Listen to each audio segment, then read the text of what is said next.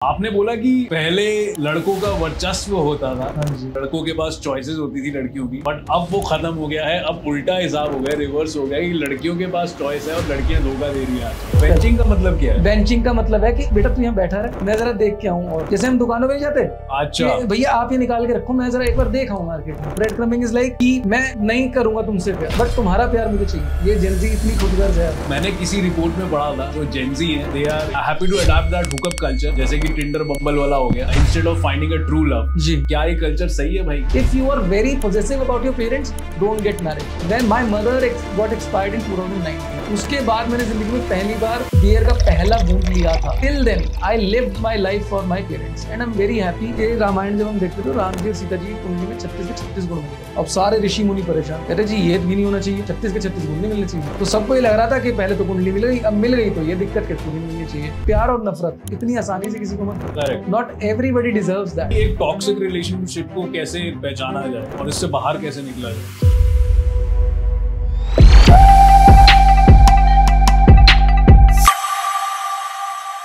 Mohit, welcome to our show and thank you so much for coming. Thank you so much for taking out time. Also, अभी start करने से पहले थोड़ा अपनी beginnings के बारे में बता दो। हमारी जनता जानना चाहती है कि आप कहाँ से आते हैं और कैसा रहा आपका ये सफर। Firstly I am truly honoured to be here. आपके सामने बैठ के आपसे इस तरह से बात करना, ये अपने आप में मैं बहुत लकी मानता हूँ इस चीज़ को, क्योंकि आपको बहुत पहले से मैं फॉलो कर रहा हूँ। जर्नी का यही है, मैंने बस अपने इंस्टिंक्ट को फॉलो किया है थ्रू आउट। एंड मेरा ऐसा कोई स्ट्रैटेजी, कोई प्लान नहीं था। मुझे ऐसा लगता था that I am a very extrovert person surrounded with very introvert people, तो it was very difficult for me to exchange thoughts with anyone, क्योंकि रिलेट कोई कर ही नहीं पाता था। Then one day I thought why not just sit in front of the camera और लोगों से बात की जाए। एंड लकीली बहुत जल्द लोग जुड़े साथ में, तो मैं इसे अपना सौभाग्य मानता हूँ कि ये चीज़ हो पाई जो सबके साथ नहीं होती है। And I am very lucky to have it. Okay, and आपका कंटेंट क्रिएशन का जर्नी कैसे चल रहा है? मतलब वो कैसे आपको ध्यान आया कि मैं यार कंटेंट क्रिएशन में, because I think you been into content creation, it's not even more than a year. या सी, मेरा खुद का ही प्रॉब्लम स्टेटमेंट था। I never started my content journey ये सोच के कि लोगों की प्रॉब्लम सॉल्व करनी है। मेरा प्रॉब्लम स्टेटमेंट ये था, जैसे कि मैंने आपको बताया, कि मतलब रिलेट करने के लिए कोई था नहीं आसपास। तो मैं थोड़ा सा ओल्ड स्कूल हूँ, आई एम अ 90s किड। और जब जैसे जिस प्रोफेशन में मैं था, मैं खुद प्रोडक्शन में ही था, ये कैमरास के इर्द गिर्द में रहा हूँ, तो इसमें बहुत नई जनरेशन बहुत ज़्यादा आप मिलते हो। आपके दोस्त आपसे कम एज के होते हैं, तो क्या होता है, उनकी एक नई सोच है और एक कल्चर शॉक आपको टाइम बाय टाइम लगता रहता है कभी ना कि एक जनरेशन है जो आजकल बहुत ज़्यादा मतलब उसके अलग बिलीफ सिस्टम है ना, उसका एक अलग जीने का तरीका, बहुत एग्रेसिव सोच है। हम 90s के लोग थोड़े से ठहराव वाले हैं। अब मेरे साथ ऐसा था, मेरी शादी नहीं हुई थी मतलब अभी भगवान ने चाहा तो नेक्स्ट ईयर तक हो जाएगी, बट मैं ही अकेला ऐसा रह गया था जिसकी शादी नहीं हुई थी। तो मेरे दोस्त अपने में बिजी हो गए सारे। अब मैं जिस जर्नी पे था अपने प्रोफेशन में, वहाँ सब मेरे से 8, 9, 10 साल छोटे लोग, तो मैं बड़ा अकेला सा अपने आप को महसूस करता था। तो मैं सोचता था कि ये जो सारी बातें हैं मेरे तरह बहुत लोग फील करते होंगे, है ना। 90s के जो किड्स हैं वो, क्योंकि 90s से पहले के लोग और अब की जनरेशन सॉर्टेड है, they have a very particular belief system के, हाँ भाई ये माइंड सेट है। बट 90s के लोग ना एक असमंजस में है कि जो हमारे पेरेंट्स ने हमको बताया वो ठीक था, या जो अब जनरेशन कर रही है वो ठीक है, तो हम कहीं ना कहीं रह गए हैं बीच में। और इस वजह से बहुत सारे सवाल लोगों के हैं जो अनआंसर्ड हैं, जो मेरे भी सवाल थे। और मैं कंटेंट जर्नी को ऐसे समझता हूँ कि मेरे पेज का नाम है ख्याल मोहित के, तो I never claim to be an expert. मतलब of course I have this perception point of view that help so many people, but I still believe that एक इम्प्रूवमेंट की एक बेहतर होने की जो स्कोप है वो हमेशा रहता है। और मेरी ऑडियंस से वही रिश्ता है, कभी वो मुझे सिखाता है, कभी मैं उन्हें सिखाता हूँ। दैट्स रियली ग्रेट यार। और आपने एकदम सही पॉइंट पकड़ा है कि जो ये 90s के लोग हैं, and I can very much relate to you, because मेरे भी फ्रेंड सर्कल में काफी लोगों की शादियां हो चुकी है, you know we are some people who are lacking behind in these maybe cultural beliefs और whatever it is. But nevertheless मेरा ये मानना है कि आप अगर ट्रेंड के साथ चल रहे हैं and if you know if you are doing variations in your life, right, तो आपको कामयाब होने से कोई भी नहीं रोक सकता. right. I totally agree to that. Totally agree to that. Sir जब हम कॉलेज जाते थे बचपन में, जी.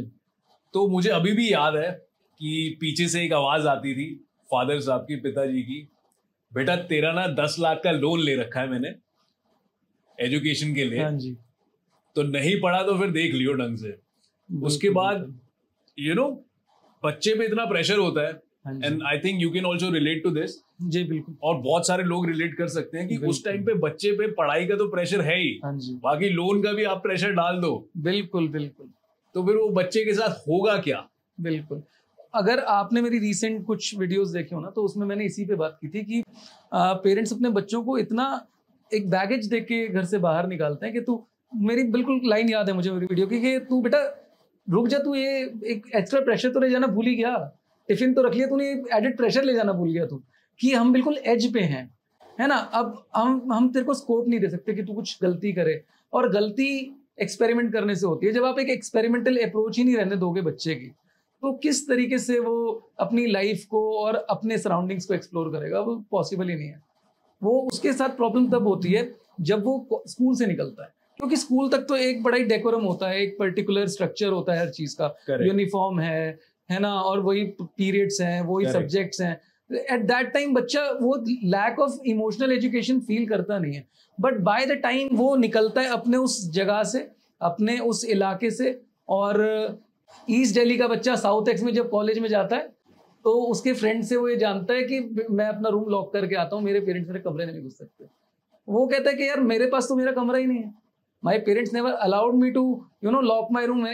जब भी मैं अपने कमरे में हूँ तो मेरे पेरेंट्स अलाउ नहीं करते मुझे कि मैं, वो कहते हैं बस भेड़ दे थोड़ा सा, बंद मत कर, है ना. तो एक बिलीफ सिस्टम जो अलग अलग शहरों में भी नहीं कहूँगा, अलग अलग पार्ट्स ऑफ स्टेट में ही होता है, वही आपको बहुत कल्चर शॉक देता है. एंड आई एम सो मतलब लकी कि मैं इसी शहर में रहा. मैं उन लोगों के बारे में सोचता हूँ जो अपना शहर छोड़ के, अपना घर छोड़ के दूसरे शहर में आते हैं, बिल्कुल एक अलग माहौल के बीच, वो किस तरीके से सर्वाइव करते हैं, वो hats off to them, seriously. Correct Mohit, correct. I totally agree with this thing. मैं आपको एक छोटी सी चीज बताता हूँ. मैं ना, क्योंकि मेरे अंदर बहुत कुछ है जो मेरे को कंप्लेन है सोसाइटी से. सर आप प्लीज, यहाँ पे ना कोई रुकावट नहीं है आपको, कैमरा आपके सामने, माइक आपके पास है, आप सारी चीजें बोलो. मैं पूछ भी नहीं रहा, वो भी आप बोलो. मैं डायरेक्टली एक चीज कहना चाहता हूँ सारे पेरेंट्स को, एक बात सर, कि आप कभी भी इस होड़ में मत रहिए कि आपका पड़ोसी क्या कर रहा है, शर्मा जी का बेटा क्या कर रहा है, शर्मा जी अपने बेटे के लिए क्या कर रहे हैं, इससे कोई फर्क नहीं पड़ता. मैंने देखा है लोग, मेरे माँ बाप ने जो 12th में फीस दी है ना, उससे ज्यादा लोग प्लेवे की फीस दे रहे हैं, सिर्फ इसलिए क्योंकि जो पड़ोस के चड्डा जी हैं उनका बच्चा जा रहा है. और ये जो होड़ है ये बहुत जल्दी चालू हो जाती है. जब आप बच्चे को कहते हो ना कि मैंने तेरी पढ़ाई पे इतना पैसा खर्च किया, तुझे बेस्ट स्कूल दिया, बच्चे ने कभी आपसे नहीं कहा था. बच्चे का बेस होता है ना प्यार. बच्चा आपसे सिर्फ प्यार चाहता है. बच्चा चाहता है जब मैं घर पे आऊँ तो मेरे माँ या बाप में से एक जना हो, मैं माँ भी नहीं कह रहा, जो सोसाइटी मानते. की एंड का एक मूवी आई थी अर्जुन कपूर और करीना कपूर की, that is the best example of not being gender specific और not being stereotypical in any which way. जहाँ पे अर्जुन कपूर कहता है मैं अपनी माँ से बनना चाहता हूँ. मैं हमेशा कहता हूँ कि जब भी मेरी शादी होगी मैं अपनी वाइफ से कहूंगा, if you want to go out and earn, I am going to be at home. One parent every time need to be at home with the kid. क्योंकि अगर उसे बच्चे को बाप या माँ नहीं दिखाई देंगी तो वो कभी भी उनसे थैंकफुल नहीं होगा. He will always have that excuse कि आप थे ही नहीं तो मैं क्यों रहूं आपके लिए. तो ये पैसा कमाना, आप सोच रहे हो कि मैं हार्डवर्क कर रहा हूँ, मैं बाहर जा रहा हूँ, तो मेरी सारी गलतियां माफ हैं, sorry, but as a parent just earning a good amount of money और sending your kid to a boarding school, sending your kid to the best school in the world doesn't make you a good parent at all. You have to be there with him. और same goes with your parents. अगर आप अपने parents के साथ नहीं हो, चाहे आप फॉरेन में जाके कितना ही कुछ भी कमा लो, अगर वक्त आने पे आप अपने पेरेंट्स के साथ नहीं हो, तो you failed as a kid also, as a child also you failed. तो ये चीज है. करेक्ट. और कुछ बोलना चाहेंगे पेरेंटिंग के बारे में, बिकॉज बहुत सारी चीजें भरी हुई है आपके अंदर, मैं देख रहा हूँ. बहुत कुछ है, बहुत कुछ है. और मुझे ऐसा लगता है ये कॉन्वेंट स्कूल्स, सरकारी स्कूल, ये सब कुछ नहीं होता है. मैंने सब कुछ देखा है. मैंने अपने बड़े जो मेरे से कजन्स हैं उनको मैंने बिल्कुल Tier 3 गवर्नमेंट स्कूल में पढ़ के बिट्स पिलानी में टॉप आते हुए देखा है, और कॉन्वेंट स्कूल के बच्चों को अपना इंटर्न होते हुए देखा है मीडिया में, जब मैं बैक एंड मीडिया में था। तो मुझे ऐसा नहीं लगता that school has done any good to any child in last 30 years. कुछ नहीं है। गुरुकुल की हमारी जो एक सभ्यता चलती आ रही थी, वो मुझे ऐसा लगता है बहुत अच्छी थी। वहाँ लोग बच्चों को वैल्यू सिखाई जाती थी, वहाँ बच्चों को ग्राउंडेड रखा जाता था, उनसे भिक्षा मंगवा करके। आज के स्कूल में आप देखिए, पेरेंट्स बच्चे को स्कूल में भेज देते हैं, और वहाँ क्या बातें हो रही होती हैं। मेरी सिस्टर खुद टीचर है, वहाँ ये बात हो रही होती है कि आप मैम जितना सैलरी लेते हो ना, उतनी मेरी पॉकेट मनी है। Okay, this is how kids, और ये पेरेंट्स बहुत प्राउडली बच्चों को अप्रिशिएट करते हैं इन चीजों में कि बेटा तू जा रहा है, तू you are a customer of the school and teacher is the employ of the school. तो ये माइंडसेट जब आप बच्चे के दिमाग में बिठाओगे तो टीचर की कैसे वो रिस्पेक्ट करेगा। अच्छा, ये चल रहा है आजकल। अभी मुझे तो कोई आइडिया नहीं है, बट टीचर्स के लिए स्कूल्स में कुर्सियां नहीं है। ओके, वो सीसीटीवी कैमरा बच्चे कहते हैं कि मैम आपके लिए लगाइए, हमारे लिए नहीं लगा।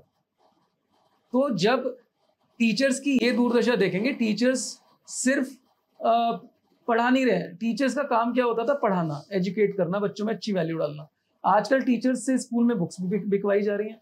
टीचर्स को एज अ वॉलंटियर, मेरे को पता है जब मैं स्कूल में था तो हमको धूप में खड़ा किया जाता था कि आप देखोगे, बच्चों का मेकअप करना होता तो आपस में हुआ। अब वो सारा काम टीचर्स के ऊपर है। सिर्फ क्यों है? क्योंकि एक कस्टमर एक्सपीरियंस देना है। बच्चा होटल में आ रहा है, बच्चा स्कूल नहीं जा रहा है। एजुकेशन तो आप बाहर ट्यूशन में जाके लो, वो टीचर ही कहेगा कि बाहर आके पढ़ लेना बेटा। यहाँ तो तुम स्विमिंग पूल में स्विमिंग करो, एसी में बैठो, तुम यहाँ 5 स्टार एक्सपीरियंस लो। और अगर टीचर तुम पे उंगली उठा दे तो तुम पूरी तरीके से इस चीज का हक रखते हो कि तुम पुलिस में कंप्लेंट कर दो जाके। करेक्ट। और फिर बच्चा अगर अच्छा ना परफॉर्म करे तो किसकी गलती? टीचर की। तो कहाँ से सोसाइटी, एज ए सोसाइटी हम लोग ग्रो करें? हमारे बेसिक्स ही बहुत खराब हो। बट ये नई चीज मैंने सुनने को मिली है। बाकी हमारे टाइम पे तो ऐसा नहीं होता था, फिर भी ठीक था सिस्टम थोड़ा। देखिए, मैं I have been very lucky कि मैं जिन लोगों से घिरा हुआ हूँ वो बहुत diversified group of set of people है। मेरी 3 सिस्टर्स हैं। मैं अपनी सबसे, जो तीनों सिस्टर में सबसे छोटी है, उनसे भी 8 साल छोटा हूँ। I have always been surrounded by women. I have always seen, मैंने वो रिश्तों के लिए अपने फादर को जाते देखा है, लड़के वालों के सामने झुकते हुए भी देखा है। सोसाइटी किस तरीके से एक्ट करती है, कितनी अनफेयर है, मैंने वो सब कुछ देखा है। मेरी 3 सिस्टर्स हैं, हाउसवाइफ हैं, एक टीचर हैं, और एक ऐसी जो टीचर रही है। बाद में मेरी मदर की तबीयत खराब हुई तो 8 साल सेक्रीफाइस करके, सब कुछ करियर सेक्रीफाइस करके घर में भी रही हैं। So I have seen people with different walks of life in the same house. तो वो जब आप देख लेते हो ना, you get so much of every piece of life. आपको सब कुछ आप इतना कंज्यूम कर लेते हो ना कि आपके पास, मतलब आपको समझ नहीं आता कि आप उसे कहाँ निकालो, है ना? क्योंकि लोगों की समझ नहीं विकसित हो पा रही है। बहुत सिंपल है लाइफ। करेक्ट, बहुत सिंपल है लाइफ, और सिंपल ही जीनी चाहिए। हाँ। भाई मुझे एक और चीज बताइए कि आजकल हम वेस्टर्न कल्चर को ज्यादा अडॉप्ट कर रहे हैं, राइट? तो मैंने किसी रिपोर्ट में पढ़ा था कि जो जेनजी हैं, they are happy to hook up, happy to adopt that hookup culture, जैसे कि टिंडर बम्बल वाला हो गया, instead of finding a true love. जी। तो क्या ये कल्चर सही है भाई? इसके बारे में क्या बोलना चाहिए? वेस्ट की जो आपने बात की ना, वेस्ट को हम आज से अडेप्ट नहीं कर रहे, हम वेस्ट को हमेशा से अडेप्ट करना चाहते थे। वो एक कॉलोनियल हैंगओवर हमारा गया ही नहीं है। पहले एमटीवी था, एमटीवी हमको एक लिमिटेड फीड देता था वेस्ट की। जब भी हमें भी कहा जाता था कि एमटीवी मत देखो, ये सब मत देखो। I still remember Mohabbatein movie जो आई थी, उसमें एक डायलॉग है कि भाई बच्चा एक होता है, तुम आ जाती है कि बोलती है नो एमटीवीज नो जीटीवीज। वो उस टाइम का इंटरनेट था। करेक्ट। उस टाइम फीड लिमिटेड थी। Today feed is unlimited, unfiltered. आज हम जिस तरीके से बात कर रहे हैं, पॉडकास्ट के भी दसियों वर्जन्स हैं। Correct. Some podcasts are meant to sensationalize everything, है ना? वहाँ बातें ऐसी की जा रही हैं जो नहीं होनी चाहिए, है ना? And it is very scary जब आपके जेनिटल्स के बारे में बात होती है, जब उनकी लंबाई के बारे में बात होती है ना? जब आपके बिलो द बेल्ट जाया जाता है और ऐसे लोगों तक उन फीड्स को पहुंचाया जाता है जो उसको रिसीव करने के लिए कंपैटिबल ही नहीं। करेक्ट। एज अ 90s किड जब मैंने पॉडकास्ट कंज्यूम करने चालू करे ना सर, तो उस टाइम मुझे ऐसा लगता था क्या बातें हो रही हैं। ठीक है, आप दो सॉरी टू से बट बिल्कुल अनकंस्ट्रक्टिव, बिल्कुल नॉन इफेक्टिव इन्फ्लुएंसर्स को बुला करके अगर आप ये बात करते हो कि आपके लिए लॉयल्टी की क्या डेफिनेशन है ना, कि और फिर सामने से जवाब आता है कि if my partner is not good in bed so I am not going to be loyal with them. So अगर आप ये मिलियन तक पहुंचा रहे हो, very scary, it is very scary. तो पहले से अब वेस्टर्न जो है ना, वेस्टर्न क्यों हमको फैंटेसाइज करता है, क्योंकि वहाँ आज़ादी है। और पेरेंट्स का जो हम बात कर रहे थे अभी, कि पेरेंट्स ने बांध के रखा है। अगर आप उस जोन में, उस स्पेस में बच्चों को एक्सप्लोर करने दो, तो उनको बहुत जल्द उसकी कमियां और अच्छाइयां समझ में आ जाएंगी। अगर अब यूरोप की बात, हम वेस्ट की बात कर रहे हैं, वहां पर लोग, आपको पता है वहां पे कीपैड फोन्स की सेल बढ़ गई है, क्योंकि वो इस आज़ादी के सैचुरेशन पर पहुंच चुके हैं और हम लोग अभी भी इस चीज को एक्सप्लोर नहीं कर पाए। Correct. It took them 2 to 3 generations to come on this conclusion कि यार हम गलत थे। और हमारे साथ प्रॉब्लम यह है कि हम उनकी उस सेल्फ रियलाइजेशन को एक्नॉलेज ही नहीं कर रहे कि वो मान चुके हैं कि वो गलत थे। As a 80s 90s kids अगर मैं वेस्ट को फॉलो करूं तो बनता है, क्योंकि उस टाइम वो भी अपने सेलिब्रेट कर रहे थे उस फ्रीडम को। लेकिन आज जब वो बनारस में आकर के ध्यान कर रहे हैं, मेडिटेट कर रहे हैं, ऋषिकेश में आप जाओ, ऋषिकेश में एवरी टेरिस, अगर आप एक हायर ऑल्टीट्यूड पे हो तो आप किसी भी टेरिस पे देखो, एक अंग्रेज कैमरा लगा करके योग सिखा रहा होगा अपने कंट्री के लोगों को यहाँ से। सो जब अगर आप उस चीज को नोटिस कर सकते हो बड़े आराम से, and the best wisdom in this world is कि आप औरों की गलती से सीखो, आपके टाइम, एनर्जी, पैसा सब बचता है। मैं सर पेरेंटिंग की भी बात आपकी एक रह गई, मतलब मैं ये बोलना चाहूंगा अपनी तरफ से कि पेरेंट्स ना अपने बच्चों को शुरू से ही बोल देते हैं, यार नहीं तेरे को तो IAS ऑफिसर बनना है, तेरे को जज बनना है, तेरे को ये एग्जाम क्रैक करना है, और उसके ऊपर इतना प्रेशर डाल देते हैं कि वो और कुछ सोच ही नहीं पाता, नहीं सोच पाता बिल्कुल भी। इस चाल चलन को ठीक करना है सर, उसके लिए क्या करें? these age years are very crucial years. You're high on energy, वो yes. होता है, बिल्कुल सही बात। जिनके साथ ये चीज हो रही है अभी जी, उनके लिए क्या बोलना चाहेंगे, उनके पेरेंट्स के लिए क्या बोलना चाहेंगे आप? भाई देखिए, मैं दोनों के लिए कहना चाहूंगा, बहुत बातें करिए अपने बच्चों से, बैठ जाइए सुबह। मेरे फादर सुबह 5:30, what I like about my father is that he wants to spend time with me. उनमें बहुत कमी है, मुझ में बहुत कमी है, बट इन सबका एक ही कहते हैं ना कि आप एक तरीके से इस चीज़ को कॉम्पनसेट कर सकते हो, और वो है साथ बैठिए, बात करिए, चाय पीजिए, बिस्किट खाइए। मेरे फादर सुबह 5:30 उठते हैं और मुझे उठा करके मुझे चाय पिलाते हैं, और वो मेरे लिए इतना बहुत सिंपल चीज़ है, पता नहीं क्यों मुझे क्या सुकून मिलता है। मैं 1-1.5 घंटा उनके साथ बैठता हूँ, और मेरे से उनके, चाहे रात को हमारे कितने ग्रजेस रहे हो, कितनी हमारी किसी बात पे कुछ भी हो, but we never miss that session in the morning. और वो बैठते हैं, वो मेरे बड़े प्यार से मेरे सर पे हाथ फेरते हैं, कुछ भी होता है, सब हो जाएगा बेटा, सब हो जाएगा। एंड आप जो रिग्रेट कर रहे हो वो हमारी जनरेशन में है ऑफ कोर्स, और वो ठीक भी है, बट रिग्रेट एक लिमिट तक ही होना चाहिए। Regret leads to hatred, correct, and hatred आपको कुछ नहीं देता। जो बीत गया ना वो कंट्रोलेबल है ही नहीं, उसे माफ कर दो और आगे बढ़ो। आज मैं आपकी आंखों में एक खुशी देख रहा हूँ, एक उदासी भी देख रहा हूँ, लेकिन उसमें, उस उदासी में भी एक कंफर्ट है कि आप अपने आप को एक जगह एज ए कंटेंट क्रिएटर काफ़ी लोगों तक पहुंचा पाई, अपने आप में बहुत सेल्फ सेटिस्फैक्टरी बात है। आज आपकी लाइफ में आज के बाद कितने ही फेलियर हो, आपको रात को अगर आप ये सोच के सोओगे ना कि इतने लोग हैं जो मेरे पॉइंट्स को वैलिडेट करते हैं, जो मुझे प्यार करते हैं, आप दुनिया का कितना ही करोड़ रुपए का घाटा हो जाए, उस दिन भी आपके पास एक बहुत स्ट्रॉन्ग अचीवमेंट होगी जो आपको 0 से 100 तक जाने में मदद करेगी। करेक्ट। तो ये एक बहुत अच्छा टाइम है, किसी को रिग्रेट नहीं करना चाहिए, और माँ बाप के लिए तो ग्रज कभी रखना ही नहीं चाहिए। मैं today I am almost 35, still not married, about to get married next year, but when I look back, जब मेरी मदर थी, I was too attached with my mother, और मुझे ऐसा लगता है we owe it to them. 30 साल की उम्र तक आप अपने माँ बाप के लिए जियो बिना सोचे समझे। कोई भी मेरी लाइफ में किसी को डेट किया, कुछ भी किया, मैं उनसे ये कहता था, आपके बेसिक्स क्लियर होना चाहिए कि अगर मेरे माँ बाप गलत हैं तब भी मैं उन्हीं की साइड हूँ, और उसको, उसकी कीमत क्या होती है कि आप किसी से बहुत इंटेंस रिलेशनशिप में मत जाइए। If you are very possessive about your parents, don't get married. When my mother got expired in 2019, उसके बाद मैंने जिंदगी में पहली बार बियर का पहला बूंद लिया था, ये आज मैं पहली बार बता रहा हूँ, किसी को नहीं पता।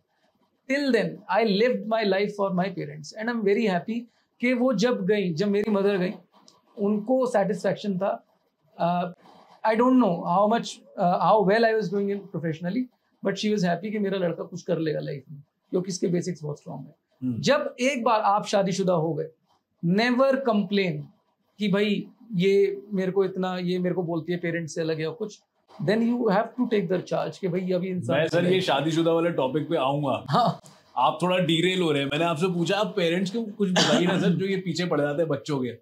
नहीं, पेरेंट्स का देखिए, तुझे बेटा यही बनना है। देखिए मैंने शुरुआत में भी कहा, ये तो मैंने शुरुआत में ही कहा, मैंने बिल्कुल क्लियर कर दिया इस बात को कि आप एज अ पेरेंट फेल्ड हो अगर आप बच्चे पे कुछ थोप रहे हो। बच्चा तो देखिए आप जो चलाएंगे चल जाएगा। जैसे आपके फादर चाहते थे आप जज बने, आपके पेरेंट्स चाहते थे, आपको भी लगा यार बाप बोल रहा है तो इससे ज्यादा। मुझे कोई इंटरेस्ट नहीं था भाई, मुझे आज की डेट में कोई इंटरेस्ट नहीं है। इंटरेस्ट नहीं है, but still you look up to your parents. और फिर मैं वो चीज छोड़ के ना कहीं और कंफर्ट ढूंढता था। अच्छा, एक चीज मैं आपसे पूछना चाहूंगा, जब आपके फादर चाहते थे कि आप जज बने, तो आप उनकी बात से सहमत तो ऑफ कोर्स नहीं थे, बट कितना मन था आपका कि चलो ये हो जाए अगर वो चाहते हैं? सर मैं आपको बताऊं, मैं बस फॉर द फॉर्मेलिटी वो चीजें पढ़ रहा था। मेरा कोई बिल्कुल 0% मन नहीं था। And I was doing my law side by side, वो सारी चीजें चल रही थी जी। बट जज बनने में मेरा कोई इंटरेस्ट नहीं था। सर ऐसा होता ना कि आप वो चीज में घुसे हो, एक्सीडेंटली घुसे हो, आपने खुद फिगर आउट नहीं किया वो चीज। अब मैं कैसे घुसा मैं आपको बता दूं थोड़ी स्टोरी। कि पहले मुझे प्रेशराइज किया गया एनडीए करने के लिए, मोटिवेट किया गया। that was a fake motivation given it to me, and also this is but you got convinced by I that. got convinced because I don't know where to go, man. I mean, right, see what I'm saying ना, कि बच्चे को नहीं पता होता exactly. Parents, इसीलिए तो parents की और सोसाइटी की रिस्पॉन्सिबिलिटी डबल हो जाती है। आज मान लीजिए आपके पेरेंट्स को ऐसा लगता था, लेकिन स्कूल वाले अगर समझाते कि इसका पोटेंशियल यहाँ है, स्कूल टोटली एकेडमिक स्कोर पे तो, नंबर्स पे ही तो फोकस कर रहा है ना। Correct. As a teacher, as a principal, society की रिस्पॉन्सिबिलिटी है ना पेरेंट्स को समझाए। बच्चा पेरेंट्स के पास से ज्यादा स्कूल में रहता है। टीचर की रिस्पॉन्सिबिलिटी होती है हर बच्चे को एनालाइज करना कि इसके अंदर क्या टैलेंट है। स्कूल में वरना एक्स्ट्रा करिकुलर एक्टिविटीज के नाम पे इतने पैसे क्यों लिए जाते हैं? आप फिर एकेडमिक ही करो ना, बच्चे को क्यों फंसा रहे हो? उससे कहते हो कि भैया पढ़ना है, तेरे को डांस नहीं करना, तेरे को गाना नहीं, तेरे को स्विमिंग कुछ नहीं करना, तेरे को सिर्फ पढ़ना है, कुछ क्लियर रहो। सोसाइटी को आडंबर भी करना है। तो पेरेंट्स के लिए तो मैंने आपसे शुरू में ही बोल दिया, पेरेंट्स को मैं यही बोलना चाहता हूँ कि अगर आप अपने बच्चे को पूरा मौका नहीं दे रहे हो उसकी प्रतिभा को बाहर आने देने का, तो you sorry but you failed as a parent. आप क्योंकि बच्चा ही फिगर आउट नहीं कर पाएगा तो उस पर थोपा जाएगा तो उसका मैं इसमें बिल्कुल डिप्लोमेटिक नहीं हूँ। मैं बहुत, मेरे को गालियां, जो संस्कारी बच्चे हैं, और मैं उनको बुरा नहीं मानूंगा, लेकिन जिस बच्चे को वही बॉर्न एंड ब्रॉट अप मिला है कि भाई अगर तेरे बाप की बात कोई गलत भी है तो तू बोल नहीं सकता। तो जब आपने एक कल्चरल, एक संस्कारों वाला एंगल ला दिया, फिर तो बात ही खत्म है। करेक्ट। कम्युनिकेशन तो हो ही नहीं सकता ना। जब आप कहते हो कि मैं बाप हूं, मैं ये बोल सकता हूं, और आप क्लेम करते हो अपनी वो अथॉरिटी, उस दिन आप अपने बच्चे से कनेक्शन खुद ही तोड़ देते हो, फिर आप अपने बच्चे को दोष नहीं दे सकते। बट सर जैसे कि आपने बोला कि पेरेंट्स को अपने बच्चे के साथ फ्रेंडली बनना चाहिए, दोस्तों के साथ, बाप को एक अपने बेटे के साथ या माँ को अपनी बेटी के साथ बहुत फ्रेंडली रहना चाहिए, एक दोस्त बन के रहना चाहिए। तो कल को अगर कोई फादर है अपने बेटे के साथ दोस्त बन गया, तो बेटे ने जाके बोल दिया कि हाँ भाई बता मुकेश क्या हाल है तेरे। ये तो आजकल रील्स ही बहुत बन रही हैं इसमें ना, इस तरह। अच्छा, हाँ, तो फिर उस सिचुएशन में फादर साहब क्या करेंगे, मुकेश साहब? देखिए, it's all about finding the balance, fine balance. मैं ये नहीं कह रहा, बहुत नहीं कह रहा हूँ मैं कह रहा हूँ कि आप थोड़ा सा एक मतलब बिल्कुल पेरेंटिंग की तरह साउंड करते, एक पेरेंट की तरह साउंड करते हुए दोस्त बनिए। आप ऐसा नहीं कि आप अपने, मैं वही कह रहा हूँ ना, हम लोग बिल्कुल ही वो जो हो जाते हैं, बिल्कुल एक तरफ ही बह जाते हैं। दोस्त बने तो इतने दोस्त बन जाएंगे कि दोस्त आ रहे हैं, लड़कियां भी आ रही हैं घर पे, सब कुछ हो रहा है ना, बिल्कुल इररिस्पॉन्सिबल, बिल्कुल अपने आप को अल्ट्रा मॉडर्न बन के दिखाएंगे, और या फिर हम बिल्कुल ही संस्कारी हो जाएंगे डर के। पेरेंट्स से तो होता है, पेरेंट्स क्या करते हैं, या तो बिल्कुल ही मॉडर्न बन जाएंगे, लेकिन जैसे ही उसका गलत इफेक्ट दिखाई देता है फिर बिल्कुल स्ट्रिक्ट हो जाते हैं। तो ऐसे नहीं होता है, और you always have to find a perfect balance between being a parent and being a friend to your kid. That's it, ये होना जरूरी है। और वो बैलेंस तो आपको ही ढूंढना पड़ेगा, वो कस्टमाइज्ड है। आपकी फैमिली आपके जो पीछे से चलता है, आपका रेजिस्टेंस पावर कि आप बच्चे की कितनी फ्रैंकनेस सह सकते हो। समझ रहे हो? आज अगर आपकी फैमिली में पीछे से कोई ड्रिंक नहीं करता है तो अचानक एक दिन आप अपने बच्चे के साथ ड्रिंक लेके नहीं बैठोगे, आप सहन ही नहीं कर पाओगे मोमेंट। करेक्ट है ना? आपको अपना बैलेंस फाइंड करना है कि आपके बच्चे के दोस्त आप कैसे बन सकते हो। हर बच्चा अलग है, हर घर अलग है, तो वो आप उसको कोई पढ़ा नहीं सकता, वो आपको फिगर आउट करना पड़ेगा बैठ के। लेकिन करना तो पड़ेगा, ये तय है। करेक्ट। एक और चीज आजकल उभर कर आ रही है, रिलेशनशिप्स के नाम हो चुके हैं, लोगों ने रिलेशनशिप के नाम बोल दिए। मैं आपसे डिस्कस करना चाहूंगा कि आजकल बहुत टाइप के नए तरीके के रिलेशनशिप आ गए हैं, जैसे कि situationship, friends with benefits, textationship, love bombing. इसके बारे में क्या कहना है आपका? ये सब एस्केप है, दे ऑल आर एस्केप। आजकल हम लोग ज्यादा पढ़ लिख गए हैं, हमारे पास, मैंने वही कहा ना, हमारे पास एक्सेस ज्यादा है, हमारे पास के इस जनरेशन के पास, और अब तो हमारे पास भी है। देखो, अगर आप गार्डन ऑफ 5 सेंसेस की बात करो तो एक्स्ट्रा मैरिटल अफेयर वाले कपल्स आपको तब भी वहां की पहाड़ियों पे बैठे दिख जाते हैं। गार्डन ऑफ 5 सेंसेस मुझे याद है, तब अभी भी होता है क्या गार्डन ऑफ 5 सेंसेस? बिल्कुल सर, बिल्कुल होता है, क्यों नहीं होता। अब तो आप, पहले तो आपको जाकर एक्सपीरियंस करना होता था, तो यूट्यूबर कैमरा घुसा घुसा के दिखाते हैं, देखो ये बैठा है, ये बैठा है, टेलीफोटो लेंस लेके पड़े हैं। दिल्ली में आंचल प्लाजा पार्क भी बड़ा फेमस था। बहुत बहुत बहुत ज्यादा फेमस है। और अब तो प्रॉपर कमर्शियलाइज्ड, अब तो देखिए हर चीज कमर्शियलाइज हो चुकी है। जहाँ अब गार्डन ऑफ 5 सेंसेस की जरूरत नहीं है, अब तो की जगह ले ली है। अब तो होटल्स आर अलाउइंग कपल्स। अब तो पूरा एक इकोसिस्टम हो गया है। आप ऋषिकेश जाओ, why people going to Mathura Vrindavan, क्यों भीड़ दिखती है? मुझे आज तक याद है, बड़ा फनी इंसिडेंट है। मेरी जॉब लगी थी 2011-12 में। मैं अपने दोस्त के साथ वृंदावन गया, होटल नहीं मिल रहा है, मंदिर खाली पड़ा है वीकडे में। मैं कह रहा हूँ ये हो क्या रहा है? अच्छा, मंदिर तो खाली पड़ा है बट होटल्स फुल है, तो ये क्यों हो रहा है? तो वहीं से मेरे को बड़ी क्यूरियोसिटी हुई कि फिर ये क्या है। फिर अब तो ये मतलब अगर मंदिर खाली है तो ये कोई सिर्फ एक पूजनीय स्थल तो रहा नहीं है, तो फिर ये तो टूरिस्ट स्पॉट बन गया है। और ये चल रहा है यहाँ पे। और वहां पर आप आईडीज भी नहीं ले रहे हो कपल की। अच्छा, तो आप तो कब की बात बता रहे हो? ये मैं आपको 2011-12 की बात बता रहा हूँ। ओके।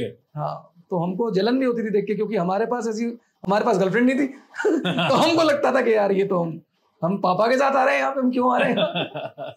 वो उस टाइम खैर बचकाना तो पन था, एक हमारा एक अलग जोन था उस टाइम। हाँ, लेकिन ये चीजों की बुनियाद पड़ चुकी थी और अब इस चीज के संसाधन बन चुके हैं, है ना। मैं जहाँ रहता हूँ वहाँ पर अभी आईपी यूनिवर्सिटी ईस्ट दिल्ली में बनी है, और आप मानो कि जिस टाइम उसका कंस्ट्रक्शन चल रहा था, सामने ही खुलने चालू हुए थे। कोई स्नैक्स वाला नहीं खुल रहा है, पॉइंट कुछ नहीं खुल रहा है, सबसे पहले वहाँ होटल्स बने हैं सर। तो अच्छी तरीके से लोगों को पता है कि कहाँ क्या होने वाला है। अब आप एक बात बताओ, जो ओनर है उसके बच्चे नहीं होंगे, अब मान लो किसी दिन को उसके बराबर वाले में उसके बच्चे जाते दिख जाए, तब आपको तमाचा लगेगा मुंह पे कि हम कहाँ जा रहे हैं। Correct correct correct. तो ये जितना भी टैक्सेशन है, ये जितनी भी फ्रेंड्स विद बेनिफिट्स है, ये सब कुछ ये इसलिए इतना ज्यादा हो गया क्योंकि अब वेस्ट से हमारा डायरेक्ट कांटेक्ट है। पहले जो वहां पर सन 1995 में हो रहा होता था वो हमें 2000 में पता लगता था। अब जो आज हो रहा है आज ही पता, आज हमें अंबानी की फैमिली का लाइव फीड मिलता है। अंबानी साहब को खुद भी नहीं पता होगा कि उस सेगमेंट में क्या हो रहा है, हमें पता होगा घर बैठे हुए कि अच्छा वहां ये वाली टिक्की मिल रही है। तो अब हमारे पास फीड बहुत ज्यादा है, हमको खुद भी इस फीड को कम करना होगा। और ये सब एस्केप्स हैं, हमारी जो अंदर की लस्ट है, हमारे अंदर की जो डिजायर्स है ना, पहले हम अगर हमारे टाइम पे होता ना तो हम भी करते। आज के बच्चों के पास ये एक्सक्यूजेस ज्यादा हैं। Correct, they are just escapes, ये कुछ नहीं है। अगर कोई कल कोई कहता है ना, अगर क्या आपके पॉडकास्ट पे कहीं पे कि नहीं ये तो है, this is a very deeper meaning, ये तो आप अभी तक हम ना वो बेस टच नहीं कर पाए। कई लोग ऐसे बोलते हैं वेस्ट को कि ये बड़ा फिलोसफिकल एंगल है, आप समझ नहीं पाओगे, 90s वाले, you are not going to get it. But sir आप कुछ भी कहो, उनको भी पता है ये सिर्फ एस्केपिज्म है और कुछ भी नहीं। भाई इस टर्म का मतलब क्या है, सिचुएशनशिप और टेक्सटेशनशिप, लव बॉम्बिंग, एक रिलेशनशिप में? एक एक करके जवाब दूंगा। सिचुएशनशिप में प्रॉब्लम क्या है कि पहले क्लियर होता था, अब क्या है ना कि वी हैव मल्टीपल पार्टनर्स। तो क्या है कि एक के साथ सिचुएशनशिप है और एक को एक्सप्लोर कर रहे हैं, है ना। तो सिचुएशनशिप में क्या है, मुझे रहना तो है ना, किसी तरीके से तो रुकना है ना इस इंसान के साथ। तो इसको, इस प्यार को मैं क्या नाम दूं, या ये रिश्ता क्या कहलाता है? तो उनका जवाब सिचुएशनशिप है। ओके, ये है। और ये टेक्सटेशनशिप, लव बॉम्बिंग? टेक्सटेशनशिप वो है जहाँ इनके जेनजी के हिसाब से तो ये है कि भाई टेक्स्ट में तो मैं तुमसे हर तरह की बात कर सकता हूँ, लेकिन जब मैं सामने आता हूँ तो वो फिजिकल अट्रैक्शन नहीं है। देखिए इसमें दो तरीके हैं, एक होता है आपका ऑडियो, जो ऑडियो इम्पल्सिवनेस होती है कि कोई बहुत प्यारी बातें कर रहा है, कविता कह रहा है ना, उसको वो कला आती है बात करने की, तो वहां पे आप उससे उस तरीके से अट्रैक्ट हो गए। But physically when you are coming, आप बिल्कुल आमने सामने कन्फ्रंट कर रहे हो, तो सामने वाला बंदा इतना अट्रैक्टिव नहीं है।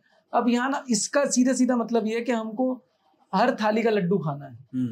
हमको जो सबसे अच्छी बात कह रहा है उसकी बात को भी कंज्यूम करना है, जो सबसे अच्छा दिख रहा है उसके साथ फ्रेंड्स बेनिफिट्स भी हो जाना है ना।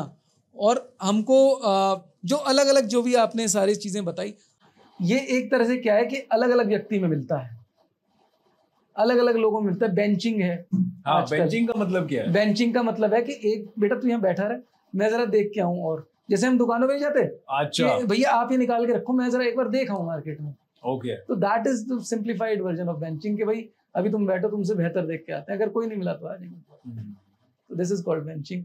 फिर एक ब्रेड क्रम्बिंग नाम की भी हो गई है आजकल। Bread crumbing? हाँ, ब्रेड क्रम्बिंग, ये सब कुछ होता है, बस ये नए इनके नाम है, एक शब्द में इनको दे दिया गया। ब्रेड क्रम्बिंग इज लाइक कि मैं नहीं करूंगा तुमसे प्यार, बट तुम्हारा प्यार मुझे चाहिए, मैं इतना खुदगर्ज हो गया हूँ। ये जेनजी इतनी खुदगर्ज है अब कि भाई तुम मुझे टेंशन देते रहो, इतना तुमको मैं दाना डालता रहूंगा कि अगर आपके घर में कोई पेट है, वो आपको चाहिए कि वो आपको एंटरटेन करे, आपसे दुखी ना हो, या कोई भी बंदा है, तो आप उसको उतनी ही अटेंशन दोगे जितने में वो आपसे दूर ना जाए। जैसे ही वो आपसे दूर जाने लगेगा, आप फिर उसको हाई लिख के भेज दोगे। वो तो इमोशनली एलिवेटेड है ही, वो आपको पता है करना क्या है, सिर्फ इतना ही तो करना है, 2 दाने फेंकने, फिर वापस आ जाएगा। तो this is called bread crumbing. तो भैया देख लो, अगर आपके साथ ब्रेड क्रम्बिंग हो रही है, बेंचिंग हो रही है, सिचुएशनशिप हो रही है, टेक्सटेशनशिप, लव बॉम्बिंग हो रही है, ये तो मैंने भी आज सुना है टेक्सटेशनशिप, ये वाला मैंने पहले सुना नहीं था। नहीं, ये सुनने में भी बड़ा वो लग रहा है। हाँ ठीक है, टेक्सटिंग में आपकी बात सही हो रही है, तो वही चीज है। तो जिनके साथ ये हो रहा है नीचे कमेंट बॉक्स में कमेंट कर देना भाई। बट भाई इस समाज में सच्चा प्यार कैसे ढूंढे, या सच्चा प्यार क्या कहलाएगा, मतलब अगर इतने सारे रिलेशनशिप टर्म्स बन चुके हैं? देखिए सच्चा प्यार जो होता है ना, उसमें एक बड़ी, उसको पहचान कैसे बनाए, मतलब हाँ किसी को मेरे से सच्चा प्यार है, उसको कैसे पहचाना जाए? सच्चा प्यार सर्वाइवर होता है। जैसे मैं आपको एक हमारे जो ग्रंथ हैं उनकी एक रेफरेंस दूंगा कि जब जितने मैं सुनी है बचपन में कि रामायण जब हम देखते थे, तो राम जी और सीता जी की कुंडली में 36 के 36 गुण मिल गए। अब सारे ऋषि मुनि परेशान, कहते जी ये भी नहीं होना चाहिए, 36 के 36 गुण नहीं मिलने चाहिए। तो सबको ये लग रहा था कि पहले तो कुंडली मिल गई, अब मिल गई तो ये दिक्कत के पूरी नहीं मिलनी चाहिए। तो राम जी को तो नियति तय थी कि भाई मुझे तो सीता जी से, वो आपको सिखाने ही आए थे लाइफ कैसे जीनी है, क्या रिलेशनशिप है। तो उन्होंने एक बात कही थी कि नियत, किसी भी रिश्ते में अगर नियत हो तो दुनिया के किसी भी रीति रिवाज को तोड़ सकता है। Intention is very important. अगर सामने वाले चाहे लड़की है चाहे लड़का है, अगर आपकी उसके साथ रहने की इंटेंशन है और उसकी आपके साथ है, तो आप हर एक मुश्किल को पार करोगे। आप बड़ा सिंपल सी एक बात बताओ, आप फैमिली में रह रहे हो, आपके भाई बहन माँ बाप हैं, आप उनके साथ लाखों आपके ग्रजेस हैं, but still next morning you wake up and आप सॉरी नहीं बोलते हो उनको, फिर से वही रूटीन चालू हो जाता है। तो ऐसे ऑर्गेनिक रिलेशनशिप्स होते हैं। जब तक इस लेवल पे जाकर, मैं ये नहीं कह रहा ये बहुत जल्दी अचीव हो जाता है, क्योंकि डेफिनेटली वो आपके कहते हैं ना बायोलॉजिकल रिलेशनशिप नहीं है, तो it takes time. That's why you should always give time to your relationship. बहुत अच्छी बात है कि आप 4-5 महीने में ये तय मत कर लो कि प्यार है, हो ही नहीं सकता। इट टेक्स एटलीस्ट 1 ईयर, एक दूसरे को 20-30% जान लेना, उसमें एक दूसरे की इंटेंशंस जान लेना, एक दूसरे को लेकर के। हम लोग बहुत ओवरवेल्म हो जाते हैं। एक तो आजकल सच्चे प्यार की कमी इतनी है, कोई आपको थोड़ा सा भी प्यार दे दे तो आप बहुत ओवरवेल्म हो जाते हो, और खासकर तब जब आपका क्रश हो। करेक्ट। अब मेरे बहुत सारे, मैं ऑनलाइन 1-on-1 काउंसलिंग सेशंस भी होते हैं मेरे, तो मैं उनमें वहाँ पे भी लोगों को यही कहता हूँ। अब उन लोगों के साथ क्या होता है कि वो चाहते हैं कि उनके जो डिजायर्स हैं सामने वाले से जुड़ने के, गलत इंसान भी होता है, तो वो चाहते हैं वैलिडेट हो जाए उनका पॉइंट। सर बोलते हैं कि हाँ तू सही कर रहा है, मैं उनको बताऊंगा ना, वो लगातार अपनी बात को जस्टिफाई करते रहते हैं, नहीं नहीं सर ऐसा नहीं। और दिस इज वेयर मैं कहता हूँ कि आप किसी के इंसान के सामने हल्के मत पड़ो। प्यार इज नेवर अबाउट कि बिछ जाना। करेक्ट। बिछना तो है ही नहीं प्यार, सरेंडर कर देना इतनी जल्दी प्यार है ही नहीं, और वो भी गलत इंसान के सामने। प्यार और नफरत इस दुनिया के सबसे कीमती दो इमोशंस हैं। मैं हमेशा अपनी वीडियोस में भी कहता हूँ कि प्यार और नफरत इतनी आसानी से किसी को मत दो। Correct. Not everybody deserves that. जब आप आज अपने पेरेंट्स के ऊपर बैठ करके इतनी सारी कंप्लेंट्स कर रहे हो, पेरेंट्स जिसकी वजह से आप इस दुनिया में एग्जिस्ट करते हो, और किसी और बाहर वाले की जाके आप 10 कमियां इग्नोर करते तो सिर्फ इस वजह से क्योंकि आपको उससे सो कॉल्ड प्यार है। करेक्ट। नहीं है, दैट इज जस्ट इनफैक्चुएशन। वो सिर्फ एक मोमेंटेरीली it is just that you have surrendered yourself to that person. आप ना हम प्यार देना चाहते हैं, हाँ, और प्रॉब्लम ये है कि प्यार सही से देने वाला कोई मिल नहीं रहा है। हाँ, प्रॉब्लम स्टेटमेंट ये है कि कोई ना, और लोगों में कैपेबिलिटी भी नहीं है प्यार को पहचानने की। हाँ, ज़्यादा प्यार भी हजम नहीं होता कुछ। Again I am quoting Zakir Khan कि वो यही कहते हैं कि प्यार को ग्रहण करना, प्यार को रिसीव कर पाना भी आप में हर एक किसी में इतनी कैपेसिटी नहीं होती। लोग बौखला जाते हैं असली प्यार मिल जाए तो। लड़के इसलिए बौखला जाते हैं क्योंकि उन्हें यकीन नहीं होता कोई उन्हें इतना प्यार कर सकता है। कंपटीशन इतना है। और लड़कियों को ये लगता है कि क्योंकि ऑफ कोर्स लड़के धोखे बहुत ज्यादा एक टाइम पे दे चुके हैं। एक टाइम पे लड़कों का वर्चस्व था रिलेशनशिप में। लड़कियां इमोशनली साउंड थी, जब वो डेडिकेटेड थी, तो उनका उस जनरेशन का एक ग्रज है कि भाई अब तुमने किया तो हमारे पास मौके हैं, हमारे पास इंस्टाग्राम है, डीएम की लाइन है, तो अब हम तो यहाँ पर हमने रिलेशनशिप, मैं इसलिए as a content creator I feel this is my responsibility that मैं जितना मिनिमाइज कर पाऊँ उस गैप मैं कर सकूं, जहाँ पे लोगों को समझ आ पाए कि सच्चा प्यार सिर्फ मूवी जाना नहीं है, सच्चा प्यार साथ में प्री वेडिंग शूट कराना नहीं है, सच्चा प्यार है साथ में एक दूसरे की कमियों को समझना। सिर्फ ऐसे ही नहीं कह देना just accept me the way I am, no, ऐसे नहीं होता कि सिर्फ एक्सेप्टेंस के लायक तो बनो आप। करेक्ट। अगर आप मेरे से साथ 2 अच्छी चीजें करते हो throughout this journey of being together, then मेरे को भी ये लगेगा अंदर से एज अ ह्यूमन बीइंग कि यार करना चाहिए मुझे। हमारे साथ क्या, पहले मेरे को एक्सेप्ट कर फिर मैं तेरे को सरेंडर करूंगा, ऐसे नहीं होगा। First you need to understand that person's dynamics. आप उसके साथ 7, 8, 10 महीने रह रहे हो ना, बहुत ये मत वादे मत करो, don't make these life time commitments, मैं ये करूंगा वो करूंगा, जस्ट लेट इट बी। लड़कों को भी लड़कियों को भी यही है कि भाई थोड़ा सा बिल्कुल एक फाइन लाइन बना के रखो, dating period is never relationship. मैंने अपनी अभी एक रील में यही बोला था, डेटिंग को रिलेशनशिप समझने की गलती मत करिए। वो एक फेज है एक दूसरे को जानने का। जैसे आप कोई भी चीज मार्केट में खरीदने जाते हो तो आप एक्सपीरियंस करते हो ना। डियर जिंदगी में शाहरुख खान ने बहुत अच्छी बात कही थी कि जब आप कुर्सी खरीदने जाते हो तो पहले बैठ के उस पर कंफर्ट चेक करते हो। मैं पहले वाइब चेक करूंगा, सब कुछ देखूंगा, कंफर्ट सब कुछ देखूंगा, उसके बाद I am going to buy that chair ना। ऐसा नहीं कि पहले चेयर को बाय करके फिर वाइब चेक करूंगा उसकी। करेक्ट। तो जब आप बेजान चीजों में इतना माइंडफुलनेस दिखाते हो तो रिलेशनशिप्स में आप इतनी इंपल्सिवनेस क्यों दिखाते हो, मुझे समझ नहीं आता। तो डेटिंग और रिलेशनशिप में भी डिफरेंस होता है, राइट? बिल्कुल होता है सर। डेटिंग का पीरियड होता है चेक, वही वाइब चेक करने के लिए, बैठ के देखना कुर्सी पे कंफर्टेबल है नहीं, इसका मटेरियल चेक करना, गूगल लेंस से चेक करना कि भाई ये वहाँ कितने का मिल रहा है, या इसकी जो वेलवेट है ये ओरिजिनल है या नहीं, या इमिटेशन है। तो जिस तरीके से हम ऑथेंटिसिटी क्रेडिबिलिटी चेक करते हैं वस्तुओं की, इसी तरीके से जरूरत है हम इंसान की भी क्रेडिबिलिटी चेक करें। और तब तक अपनी जो हवस है, हमारा ये जो हमारे जो हार्मोन्स फूट रहे हैं, इसको कंट्रोल करना बहुत जरूरी है। दैट्स वाई हमारे कल्चर में मेडिटेशन को बहुत ज़्यादा, योगा को बहुत ज़्यादा बोला गया, ताकि आपकी इंद्रियां आपके वश में रहें। करेक्ट। जब आपकी इंद्रियां आपके वश में नहीं रहती हैं तब आप अपने मोरालिटी से, अपने कल्चर से और अपने खुद के बिलीफ सिस्टम से भी कॉम्प्रोमाइज करते हो। आप सुबह, हमेशा हर बंदा सुबह घर से सोच के निकलता है कि आज मैं अपना बेस्ट दूंगा, आज मैं किसी के दिल नहीं दुखाऊंगा, आज मैं किसी के साथ बेमतलब के फिजिकल रिलेशन नहीं बनाऊंगा, बियर नहीं पीऊंगा, शराब नहीं, सिगरेट नहीं पीऊंगा। लेकिन अपने इंद्रियों के वश में रह करके हम वो अपनी मोरालिटी के अगेंस्ट जाके सब कुछ करते हैं और रात को गिल्ट में सोते हैं। नहीं, ये बात आपने बिल्कुल सही बोली। और dating is a pre relationship process, मतलब पहले आप डेटिंग करो, उसके बाद रिलेशनशिप में आओ। और डेटिंग का मतलब ये नहीं है कि आप रिलेशनशिप में हो, डेटिंग का मतलब ये है कि आप उस इंसान को पहचान रहे हो, उस इंसान को परख रहे हो that person is capable of being in relationship with you or not. And respect पता है कहाँ से आती है? आज कोई लड़का मुझे बता दो, अगर 2 महीने के रिलेशनशिप में लड़की उसके क्लोज आती है और एक मोमेंट क्रिएट होता है, किस होने वाला है, और लड़का पीछे हटा दे उसे, तो बता दो मेरे को कौन सा लड़का ऐसा कहेगा कि नहीं?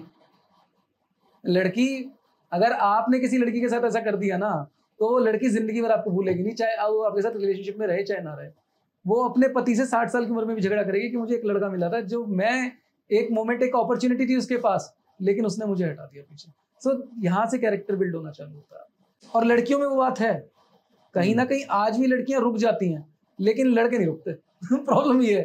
तो हमें अपनी कमियां पहले देखनी है। हम सोसाइटी में बहुत प्रॉब्लम्स देखते हैं, हमें पहले अपनी कमियां देखनी है, प्लस मटीरियलिज्म को बीच में से हटाना होगा। जब भी हम किसी से पहली बार मिलते हैं तो हम चाहते हैं हमसे पहले हमारा ऑरा पहुंच जाए। और वो ऑरा कैसे पहुंचाते हैं? अलग अलग चीज़ों से, कि मेरी गाड़ी मुझसे पहले दिखे, है ना, अगर मैं एक अच्छे ओहदे पे हूँ तो मेरा ऑन्टराज मुझसे पहले दिखे। ये बहुत सारी चीज़ें हैं जिनके थ्रू हम, क्योंकि हमारी पर्सनैलिटी, हमारी मुझे लगता है हमें अपने आप पर इतना भरोसा नहीं रहा, इसलिए हम ये माहौल का सहारा लेते हैं। और ये माहौल जो बीच में क्रिएट होता है, मैं अभी अनुराग कश्यप को सुन रहा था कुछ दिन पहले, वो ये कह रहे थे जब से हमारे फिल्म इंडस्ट्री में ये मैनेजर का सिस्टम आया है, तब से चीज़ें बहुत ख़राब हो गई। क्योंकि आप एक मैनेजर को रख रहे हो कि आपकी इमेज एम्पलीफाई हो, बट मैनेजर भी अपने पर्पसेस लेके आ रहा है, और मैनेजर अपने लिए काम कर रहा है, आपके लिए काम नहीं कर रहा। तो हो सकता है कहीं वो आपके क्लाइंट के सामने आपके फायदे के बारे में बात करेगा, लेकिन वो भी एक इंप्रेशन के उससे ही करेगा कि मैंने आपके लिए इतनी चीज़ें कर दी। आपको पता है कि आपके सामने वाले से क्या टर्म्स होने वाले हैं। This manager system always creates that lack of communication between two people. जो एक रिश्ता बहुत अच्छा बन सकता था वो खराब हो जाता है just because a third party came into being. आप कभी भी third party insurance, third party software आप कोई लेते हो, एंड्रॉयड के प्ले स्टोर से हट के अगर आप कोई तीसरा वेबसाइट से सॉफ्टवेयर लेते हो, आपका फोन आपको कहता है मत लो। करेक्ट। आपका यूजर एक्सपीरियंस बिगड़ जाएगा, मॉलवेयर आ जाएगा आपके इसमें। तो it is exactly like that. Always be a person जो अपने लिए स्टैंड हो सके। आप अगर आ रहे हो ना, आज भी कहते हैं ना, करण जोहर बोलते हैं कि शाहरुख खान जब एक रूम में घुसता है उससे पहले उनका ऑरा घुसता है। तो वो बनना है अपने को, बेहतर इंसान बनने पे फोकस होना चाहिए। ये जितनी भी मटेरियलिज्म है, that creates a temporary hype. Correct. वो आपको जब बैठोगे, इनफैक्ट वो टेम्परेरी हाइप ना आपकी पर्सनालिटी को और ज्यादा डाउन कर देता है। क्यों? क्योंकि आप नाम बड़े और दर्शन छोटे, हम सुनते आए हैं, बड़ी दुकान, फीका पकवान, ये सब हम सुनते आए हैं। जो हमारे बड़ों ने बोला है ना, ये बिल्कुल सच बोला है कि आप अपने आप को जितना कम दिखाओ। पहले अगर आप किसी से फोन पे बात कर रहे हैं और आप अपनी फियांसे के बारे में बात कर रहे हैं, अपनी गाड़ी की बात कर रहे हैं, हमेशा यही बोले कि यार इतनी बेहतर नहीं है, इतनी सुंदर नहीं है मेरी फियांसे। हम पहले इतनी सुंदर है और मेरी बंदी, मेरी गर्लफ्रेंड की सुंदर है यार, वो तो गुची से नीचे बैग नहीं लेती, वो वहाँ सैलून में जाती है, ये वो।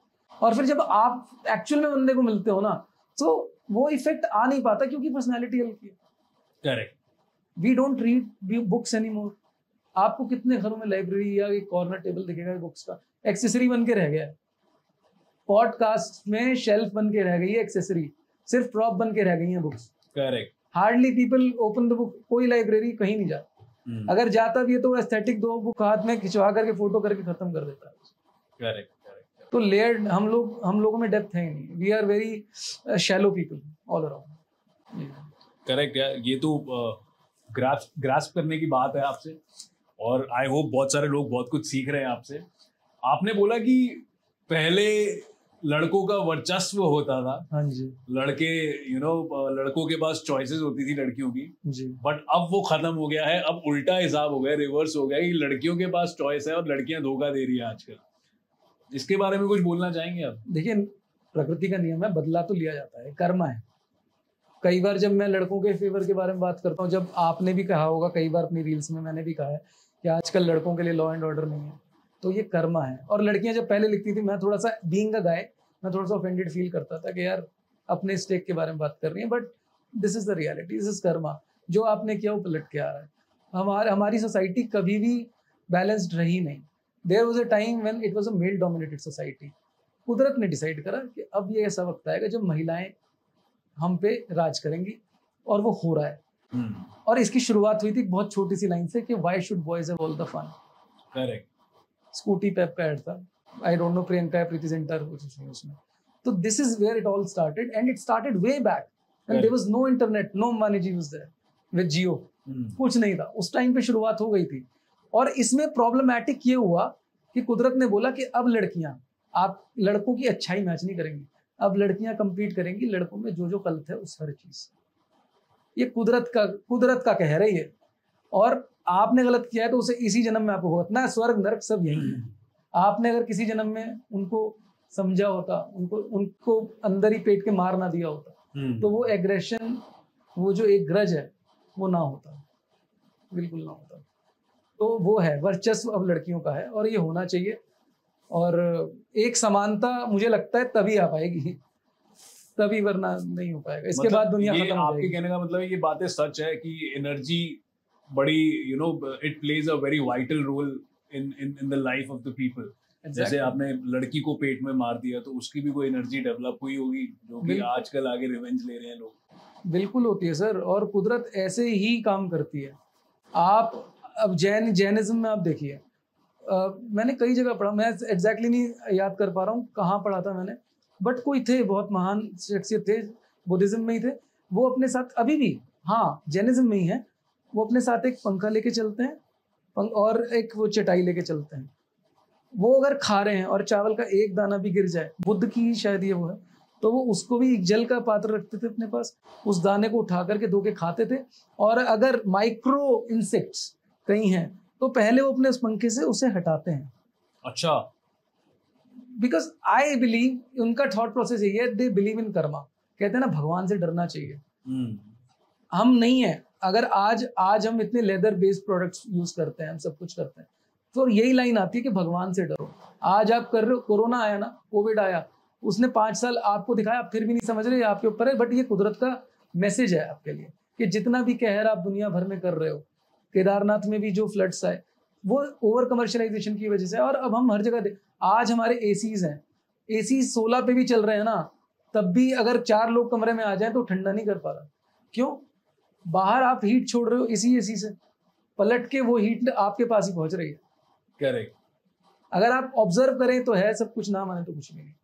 सर हमारा एसी ठंडा कर रहा है ना? आपका तो कर रहा है। नहीं बहुत अच्छा कर रहा है, बट एक एग्जांपल है बस ये। नहीं कोई नहीं सर। जनता को ये भी बताओ कि रिलेशनशिप में कोई फेजेस होते हैं क्या? आई मीन कोई एक दूसरे से मिला एंड पहले 6 महीने उनको यू नो, कुछ लोग होते हैं कि जो एक दूसरे से चिपका ही रहते हैं, उनको दूर जाने का मन नहीं करता, फिर वो उसके 6 महीने बाद कुछ और सर्कमस्टांसेस पैदा हो जाते हैं, फिर उसके 6 महीने बाद एक दूसरे की शक्ल पसंद नहीं आया, ऐसा कुछ होता है क्या? बिल्कुल होता है, जैसे कि मैंने अभी बताया, डेटिंग अपने आप में एक फेज है। ये फेजेस थोड़ा समझा दो। फेज है। Dating is like super initial phase of your relationship. वो रिलेशनशिप है नहीं पहली बात तो। देखिए क्या होता है ना कि 6-7 महीने तक तो आप कभी समझिए मत कि रिलेशनशिप है। 6 महीने अगर आप काट गए अच्छे से साथ में, तो एक दूसरे को सीरियसली लेना शुरू करिए। That is the first phase of relationship, जहाँ पे आप सामने वाले को अब लग रहा है कि हाँ यार अब इसको समझा जा सकता है। और शुरुआत में बताऊँ आपको कैसी होनी चाहिए, कभी भी आप किसी इंसान को अप्रोच कर रहे हो ना, तो कभी भी ये डायलॉग्स नहीं मारने चाहिए बिल्कुल भी किसी भी तरीके के। मैं तो आपको देखते ही मेरे को पहली नज़र में प्यार हो गया, या मैंने तो पहले दिन ही सोच लिया था कि आपके साथ ही ज़िंदगी बितानी है। अगर आपने ऐसा सोच भी लिया था तब भी आप शेयर ना करें। क्यों? That becomes an over commitment in every which वे।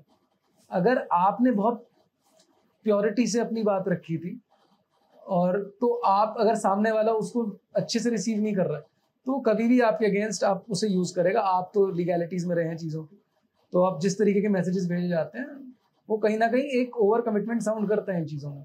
तो आप कभी कभी बच्चों के बारे में बातें करते हो, हमारे बच्चे ऐसे होंगे, हमारे होंगे।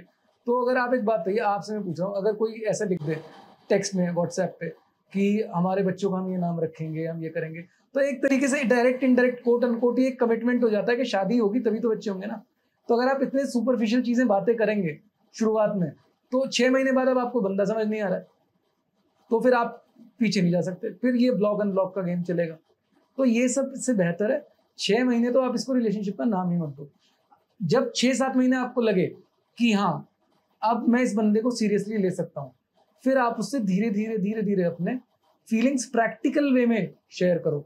हमेशा ये बोलना चाहिए, देखो मैं अपने इंटरेस्ट के लिए तुमसे एक बात कह रहा हूँ कि मुझे ऐसा लगता है कि यार हो सकता है मोस्ट प्रोबेबली कि अगर हम इस 6 महीने और देना अपने इस जर्नी को, never call it a relationship, always say कि ये जो हमारी जर्नी है अगर इसको हम 6 महीने और दें तो ऐसा हो सकता है कि हम एक अलग लेवल पे एक फेज 2 में जा सकें। तो अगर आप एक कॉर्पोरेट अप्रोच रखोगे शुरुआत के 1 साल, आप बहुत सेफ रहोगे, इमोशनली भी सेफ गार्ड कर पाओगे अपने आप को, प्रैक्टिकली भी सेफ गार्ड कर पाओगे। 1 साल बाद अब आपको लगता है कि यार कुछ खास लड़ाइयाँ भी नहीं हो रही और लड़ाई हो भी रही हैं, तो हम लोग पता नहीं क्यों फिर भी एक साथ आ जाते हैं। यार कोई लड़ाई हमको लग ही नहीं कर पा रही, मैं इसके पास चला जाता हूँ, मेरे पास आ जाती है। तो फिर आप इस चीज को थोड़ा सा और सीरियसली लो। That becomes the phase 2 of your relationship. Okay, हाँ, जहां पर आप धीरे धीरे कुछ इमोशनल जेस्चर्स दिखाओ, but that too in a very safe zone. कि आप किसी को उसको बोल रहे हो ना कि यार देख आज, और मतलब इमोशनल जेस्चर भी वो गुलाब देने वाले नहीं। अगर उसको नॉनवेज खाना पसंद है और आप वेजिटेरियन हो तो आप उसे नॉनवेज खिलाने ले जाओ। That doesn't gives any superficial idea to anybody कि यार ये वैसे शादी करेगा। That just shows your lovingness to that person कि हाँ यार ये मुझे पसंद करने लगा है। फिर थोड़ा दिन वो उसे अच्छे से रिसीव करे, वही बात कि भाई सामने वाला कैसे रिसीव कर रहा है। अब भैया आप उसे ले जा रहे हो वेजिटेरियन होके भी, आप एक स्टेप आगे जाके नॉनवेज, और उसको ज़्यादा वो अप्रिशिएट नहीं कर रही है सामने वाली, नहीं कर रहा है, तो फिर that is a big turn down कि भाई आप थोड़ा सा रुक जाओ, रुक के फिर आप आगे बढ़ो। प्रॉब्लम इसकी ये फेज हमेशा लोग स्किप कर जाते हैं। People always rush into that phase जहाँ पे वो शाहरुख खान बनना चाहते हैं। हम सब 90s के किड्स शाहरुख खान को देख के बड़ा, हमें ऐसा लगता है, इनफैक्ट शाहरुख खान खुद भी यही कहते हैं दैट मैं जो अपनी मूवीज में करता हूँ वो असल लाइफ में नहीं हूँ मैं। तो वो बहुत जरूरी है कि आप फेस टू, और वो बहुत ब्यूटीफुल है, दैट इज वेरी ब्यूटीफुल। उसकी सुंदरता ये लगे कि आप एक एक कदम चल रहे हो आप। मैं तो यही कहता हूँ कि दैट जो फेज 2 हो जाए ना उसके बाद फिर आप आगे बढ़ें। अगर वो बंदा उस चीज को अच्छे से रिसीव कर रहा है, उसने आपको अप्रिशिएट करा, यार आप वेजिटेरियन थे फिर भी आप मेरे साथ बैठ के नॉनवेज खा रहे हो, कितना सुंदर है ये। उसकी आंखों में देखो ना, उसकी आंखों में क्या चमक है उस चीज को लेकर के। वो उस चीज को ऐसे दोस्त रिसीव कर रहा है या उसको अप्रिशिएट कर रहा है, वो खुद अपनी तरफ से एक कदम और आगे बढ़ा रहा है। फिर आप अचानक से किसी दिन कोई इस तरह का रोमांटिक जेस्चर करो और वो भी अच्छे से लिया जा रहा है, फिर आप आगे बढ़ो और फिर अपने डायनामिक्स डिस्कस करो कि मैं लाइफ से ये चाहता हूँ, तू लाइफ से ये चाहती है, तेरे को कब चाहिए बच्चे, तेरे को पेरेंट्स के साथ रहना नहीं रहना।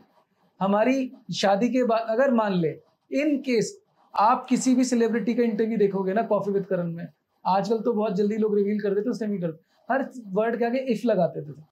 करेक्ट। तो हमेशा इफ लगा दो आप तो लीगैलिटीज में, आप लॉ एंड ऑर्डर आप समझते हो, क्लॉजेस जब होते हैं तो कितने इफ लगते हैं उसमें, कितने वर्ड्स लगते हैं, ऐसा हुआ तो ऐसा, ऐसा हुआ तो ऐसा। तो ऐसे संभल के चलिए आप।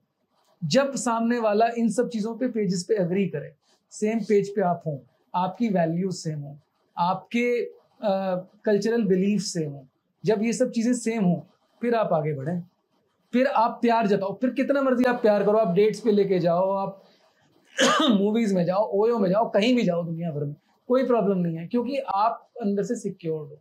हमारे साथ प्रॉब्लम ये है, 2 डेट्स हुई नहीं सीधा मूवी हॉल पहुंच गए, 2 डेट्स हुई नहीं, और ये ना हम इसमें अचीवमेंट की तरह लेते हैं क्योंकि दोस्त चढ़ा देते हैं।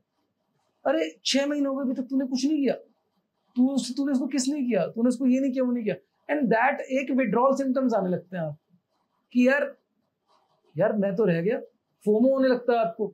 आपका दोस्त कह रहा है यार मैं तो डेट पे गया, सुबह हम यहाँ गए, वहां गए, वहां गए, तो हम अपने रिलेशनशिप को दूसरे के नजरिए से देखने लगते हैं। दैट तो वहां पे हम ये फेज जो है ना स्किप कर देते हैं, हम भूल ही जाते हैं कि एक दिन इस रिश्ते की मंजिल जो है शादी हो सकती है। अचानक लोगों की जिंदगी में ऐसा टाइम आ जाता है कि शादी पे बात पहुंच गई एक दिन। क्यों पहुंच गई? क्योंकि एक जने के पेरेंट्स ने इनको कहीं देख लिया मूवी जाते हुए। अब अगर मना कर दे, डिनाइल मोड पे चले जाएं, तो पेरेंट्स की नजरों में गिर जाएंगे, और कभी कभी अचानक शादियां हो जाती हैं, ये सारा सब कुछ खत्म हो गया, सीधा शादी हो गई। करेक्ट। या कमिटमेंट में आ गए क्योंकि पेरेंट्स ने कहा है। तो आपको धीरे धीरे धीरे धीरे आगे बढ़ना है, कभी भी स्टेज में तो जाना ही नहीं है।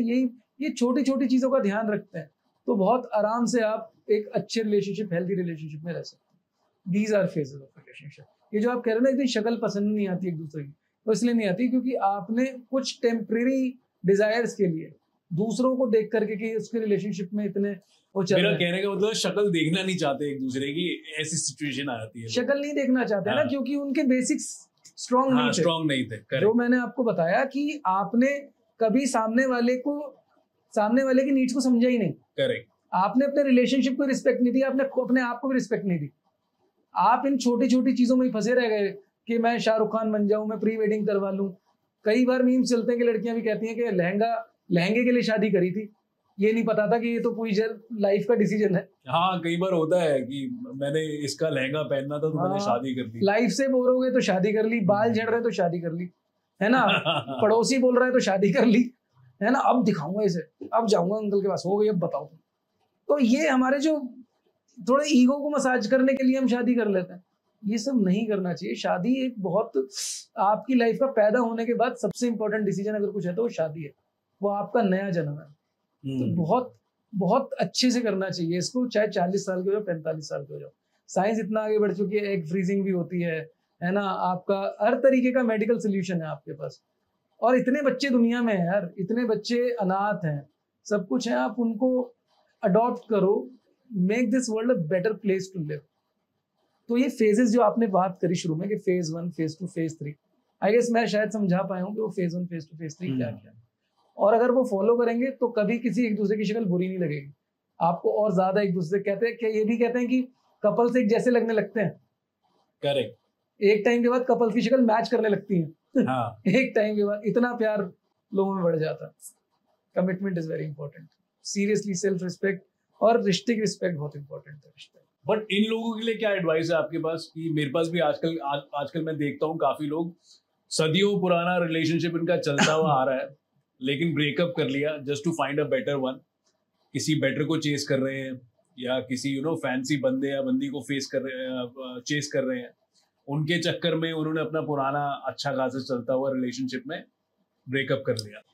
देखिए, मैं आप मानता हूँ कि मीडिया जो है, एंटरटेनमेंट मीडियम्स जो हैं, चाहे वो सोशल मीडिया हो, टीवी हो, कोई भी हो, उसको जब तक आप एंटरटेनमेंट के सोर्स से ज्यादा समझोगे ना, तो यही होगा। जैसे कि हमने पहले भी बात करी कि एक्सेस बहुत ज्यादा हो गया है, हर किसी को ये एक झूठा गुमान है कि मेरे पास बहुत ऑप्शंस है। मैंने इस बात पे भी एक वीडियो बनाया था कि लड़कियां जो डीएम्स आते हैं ना, ये किसी ने बड़ी फनी सी बात कही थी, बहुत ब्लंट स्टेटमेंट थी कि ये फ्रेंड रिक्वेस्ट नहीं, ये सेक्स रिक्वेस्ट है। कि वो लड़का आपसे कोई वो जो लिस्ट है, वो आपसे कोई जन्मों जन्मों के वादे करने नहीं आ रहा है, वो आपसे सिर्फ अपना टेम्परेरी प्लेजर लेने आ रहा है, दैट्स इट। तो जब तक ये गुमान, ये घमंड, ये जो हमें बहुत ज्यादा घमंड है अपने ऊपर के बहुत ऑप्शन है हमारे पास। अब मियां बीवी की लड़ाई जब पहले होती थी तो वो रूसते थे, फिर मनाते थे, वो अपने आप में एक बहुत खूबसूरत प्रोसेस होता था। अब आज गर्लफ्रेंड बॉयफ्रेंड की लड़ाई होती है तो उसे पता है, लड़की को पता है कि मैं क्यों झुकूं, मेरे को पता है। अब आजकल एक रील बहुत वायरल हो रही है, मैं आपको बताऊं, जिसमें लड़की बोलती है कि अगर बेटा तुम्हारे पास 2 ऑप्शन है तो मेरे पास 200 ऑप्शन है। लड़की के पास हमेशा तुमसे ज्यादा ऑप्शन होंगे।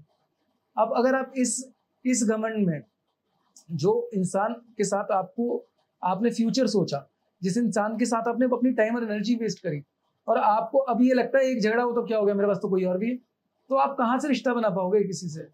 क्योंकि जो वो है वो भी आपसे रिश्ता बनाने नहीं आया है, और ये जो है इसको तो आप खो ही दोगे अगर आप इतनी जल्दी क्विट करोगे या गिव अप करोगे सिचुएशन से। रिलेशनशिप क्या है, सिचुएशंस को टैकल करना ही तो है। करेक्ट। तो ये है, ये एडवाइस है मेरी कि हसल करो रिलेशनशिप में, प्रॉब्लम्स से निकल जाना, उनसे टैकल करके उस प्रॉब्लम से निकल जाना, यही रिश्ते की खूबसूरती है। सिर्फ पॉपकॉर्न साथ में मूवी देखते रहना खाते हुए, वो रिश्ते की ब्यूटी नहीं है। आप जब 25 साल की लोग एनिवर्सरी सेलिब्रेट क्यों करते हैं? कि हमने 25 साल जितनी मुश्किलें आई वो सारी बहुत अच्छे से हमने निकाल दी, उसी से ही तो रिश्ता बना।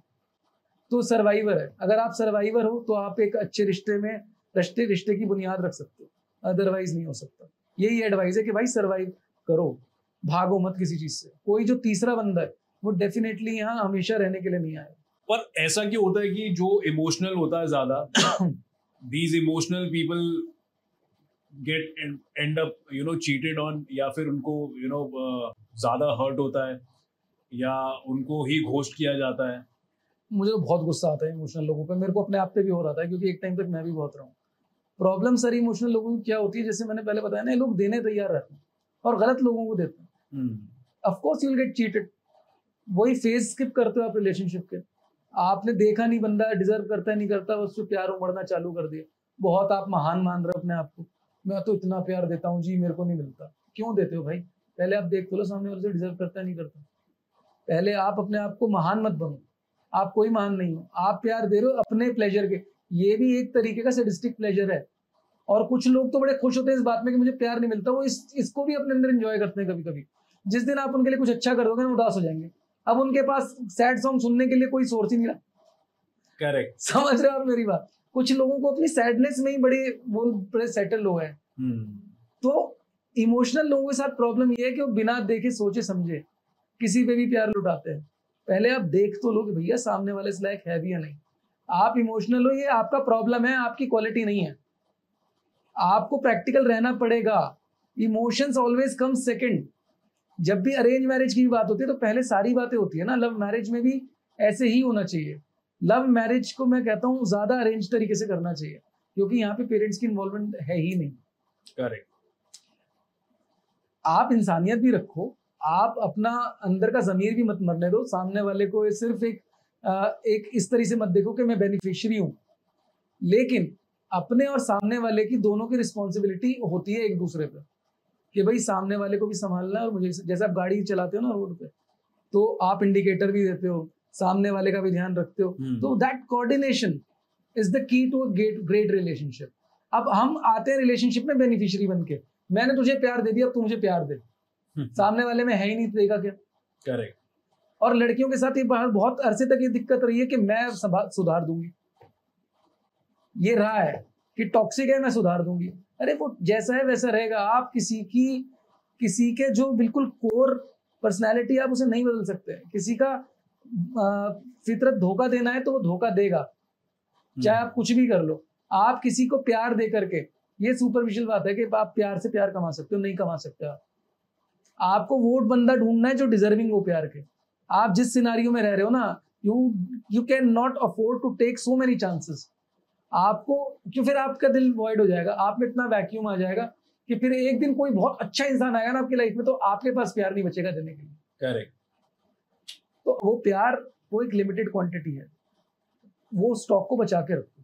किसी गलत इंसान पे मत वेस्ट करो उसे। तो इमोशनल लोगों के लिए ये एडवाइस है, भाई तुम तो कम से कम बहुत चुन के देखो किसी को, क्योंकि प्रैक्टिकल इंसान बड़ी आसानी से डिटैच हो जाता है किसी से भी। इमोशनल के साथ बहुत प्रॉब्लम है। तो ये चुनो सही, चूज वाइजली, और एवरी पर्सन यू मीट बड़े वाइजली चूज करो। तो ओके भाई, इमोशनल लोगों की बात हो रही थी, तो कुछ लोग होते हैं जो ब्रेकअप के बाद ना मूव ऑन नहीं कर पाते। तो मूव ऑन के लिए कुछ टिप्स बता दो यार, जो लोग मूव ऑन नहीं कर पाते बिकॉज वो बेचारे अटक जाते हैं, आगे लाइफ नहीं बढ़ा पाते अपनी, एक ही गम में रह जाते हैं। Breakup a very tricky situation, मतलब सबके लिए अलग अलग है, बट कोई प्रैक्टिकल तरीका बताओ कि मूव ऑन करने की कोशिश करें, ट्राई करें, हो जाएंगे। देखिए कुछ चीजें ना अनलर्न करनी भी जरूरी होती है कभी कभी। हमको ऐसा सिखाया गया है बॉलीवुड मूवीज के थ्रू कि जैसे ही आपका ब्रेकअप हो ना, आप एकदम से ऐसी जर्नी पे निकल जाओ जहाँ पे आप IAS बन जाओ, ठुकरा के मेरा प्यार मेरा इंतकाम देखेगी वाली। तो वो नहीं होना चाहिए। वो क्यों नहीं होना चाहिए? क्योंकि आप कर नहीं पाओगे। आप एक घायल इंसान हो इस टाइम, आप उस मेंटल स्टेट में हो ही नहीं कि आप परफेक्शन की तरफ जाओ। लड़के जिम हिट करने लगते हैं, है ना, और किसी का होता है कि तुरंत दूसरे रिलेशनशिप में आ जाऊं तो जो ये मेरे को विड्रॉल सिम्टम्स आ रहे हैं ये खत्म हो जाए। तो the solutions that we resort to in that particular situation वो गलत है, वो नहीं होना चाहिए कभी भी। हमको इजीएस्ट वे आउट अपनाना चाहिए। जो कई बार हम देखते हैं कि भाई हार्ड रास्ते ही अपनाने हैं, वो नहीं होना चाहिए। Select the easiest way, pamper yourself. Right now you are alone with yourself, you have lost your biggest emotional support, you are with yourself and you are your own partner at that point। तो आपको जो सबसे ज्यादा पसंद है ना वो करो। मैं बहुत शुरुआत में एक वीडियो इस चीज पे बनाई थी कि भाई आप जब एक रिलेशनशिप में आते हो ना, तो अपने अंदर का एक हिस्सा खो देते हो। आपको क्रिकेट पसंद था, आप रिलेशनशिप में आप नहीं खेल पाए क्योंकि वो टाइम एनर्जी वहां गई। आपको मूवीज जाना पसंद था, आप मूवीज तो गए लेकिन आपने कोई मूवी देखी नहीं क्योंकि वहां कुछ और ही चल रहा था आपका मूवी में तो आप वो देख नहीं पाए। तो आप अब वो एंजॉय करिए। आप इस चीज को ऐसे लीजिए कि आपका अपने साथ जो कनेक्शन टूट गया था वो आपको दोबारा एस्टेब्लिश करना है। आपको जो अंदर जो अब खाली रह गया ना, क्योंकि पहले तो वो आपके शौकों से भरा हुआ था, अब फिर से अपने शौक से उन्हें भरी और वो पर्सनैलिटी उस इंसान को वापस पाई है जिस इंसान को आपने खो दिया था। मतलब टाइम लगेगा थोड़ा बट हो जाएगा मूव। और ये पंकज उदास और गुलाम अली इन सबको छोड़ दो भाई, मत सुनो। अब वो करो जिसमें खुशी मिलती है। ट्रैकिंग पे निकल जाओ। मैं ये नहीं कहूंगा कि ट्रैकिंग सबका अपना अलग अलग है। किसी को सिर्फ बैठ के टीवी देखने में खुशी मिलती थी, वो कहता है यार मैं देखा ही नहीं था तब से। आजकल लव मैरिजेस भी अरेंज मैरिजेस में कन्वर्ट होती जा रही है। इनफैक्ट मेरा खुद का एक फ्रेंड है, उनकी लव मैरिज हुई थी, but now if I see these people are sleeping in different rooms. Wow. और आपको पता है इसको स्लीप डिवोर्स बोला जा रहा है आजकल। अच्छा। एक नई टर्म आ गई, स्लीप डिवोर्स। एक और टर्म भैया, कहाँ तक कंज्यूम करेंगे इतना सब कुछ। इसके बारे में क्या कहना है आपका? देखिए जैसे कि हम अभी फेजेस की बात कर रहे थे कि पीपल स्किप दोज फेजेस जो कि बहुत जरूरी होते हैं कोर्टशिप पीरियड में या डेटिंग पीरियड में, आप जैसे भी बोलिए। इमोशनल एजुकेशन की एक तो कमी है। दूसरा, अब शादी काफी हद तक एक फॉर्मेलिटी भी रह गई है बहुत सारे कपल्स के लिए।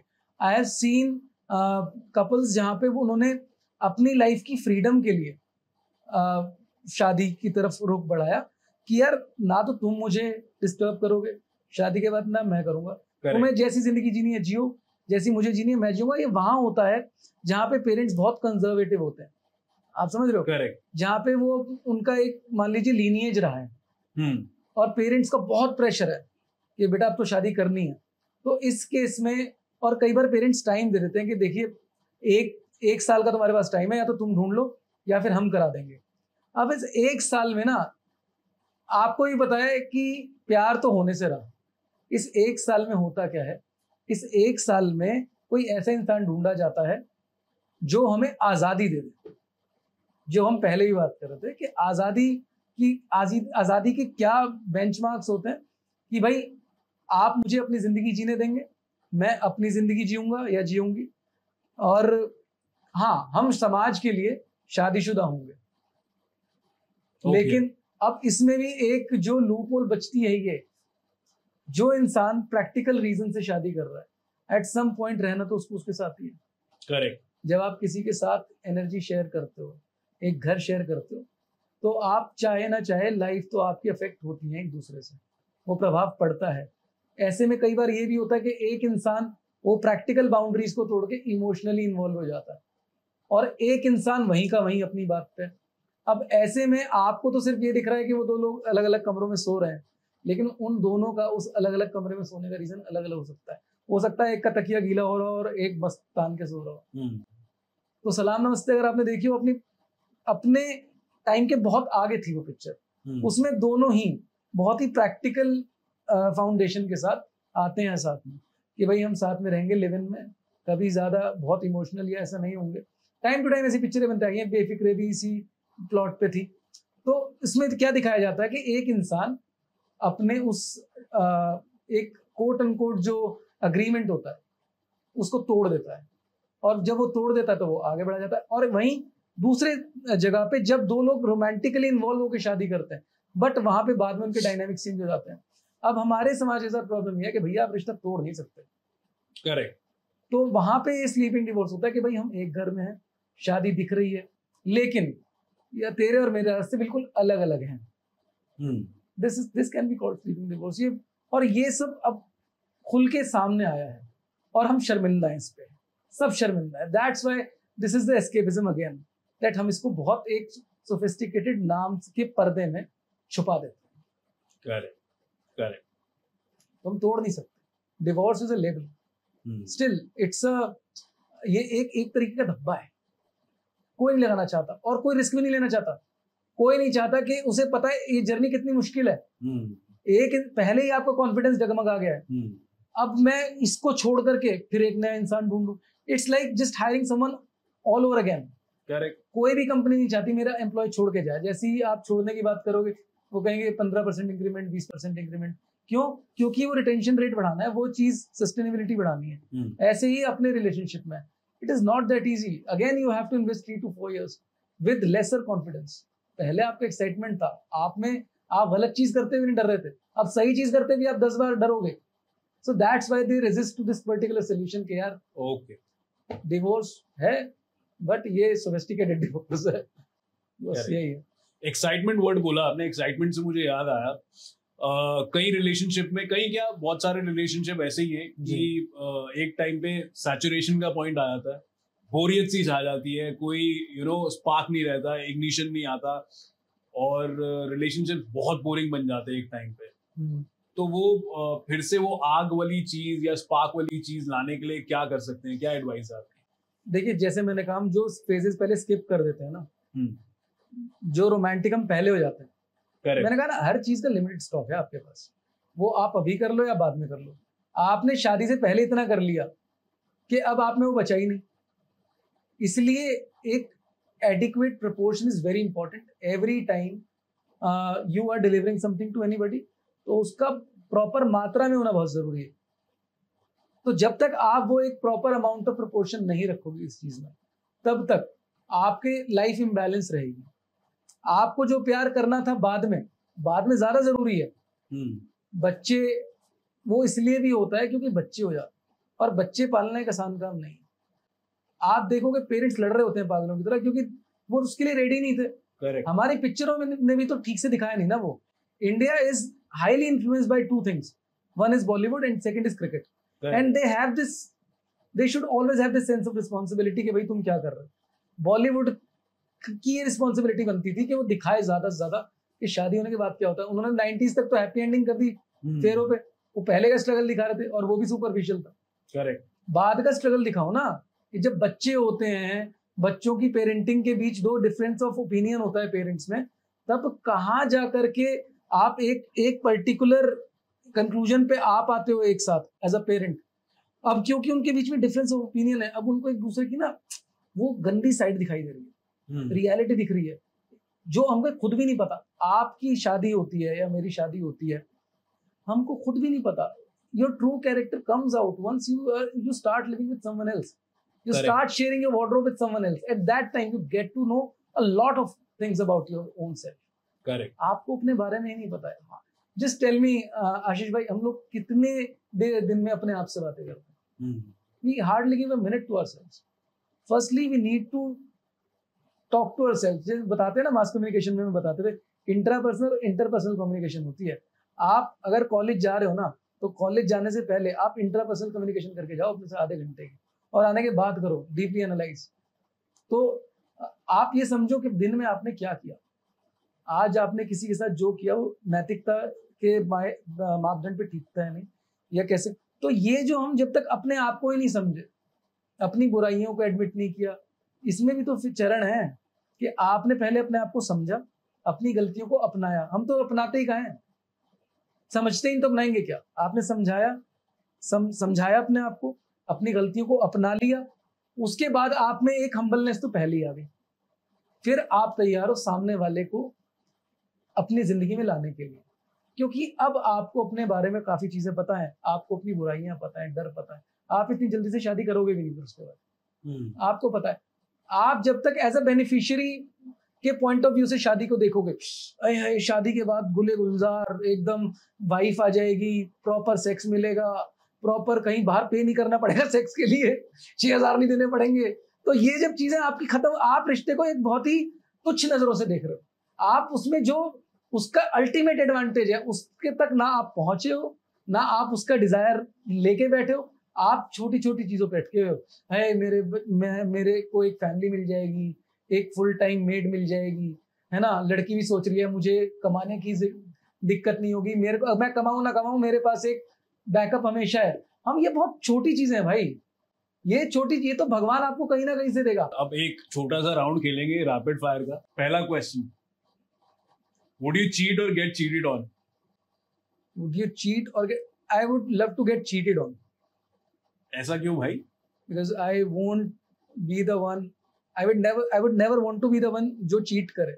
मेरे को पता है, अगर दूसरा चीट भी करेगा ना, तो मेरे को ये सेटिस्फेक्शन होगा कि मेरी विश्वास की वजह से वो चीट कर पाया, क्योंकि मुझ में पता है, मेरे को इंटेलिजेंस, अगर मैं चाहता मैं 1 मिनट में पकड़ लेता। तो एक वो है सेल्फ सेटिस्फेक्शन रहेगा. Name your Instagram crush. Instagram crush, I would say Instagram crush or anybody who's a public figure. Any बता दो. I guess Taapsee Pannu, I find a very. Taapsee Pannu. So if Taapsee Pannu is watching this, yeah, please, DM का reply कर देना. One biggest relationship failure of your life. Biggest relationship failure. In what terms? I think I failed as a boyfriend many times. I failed. Okay. And very consciously failed. तो इतना ज्ञान fail हो करा है because हाँ, क्योंकि जैसे मैंने आपको शुरुआत में बताया that till my mother was alive I always kept my parents in priority. And मेरे को देखिए मैं किसी से आकर्षित हूँ. अब मैं आकर्षित हूँ. अब शाहरुख खान ने एक बार बोला था कि मुझ जैसा कोई आशिक नहीं अगर वफा की शर्त ना हो. करेक्ट.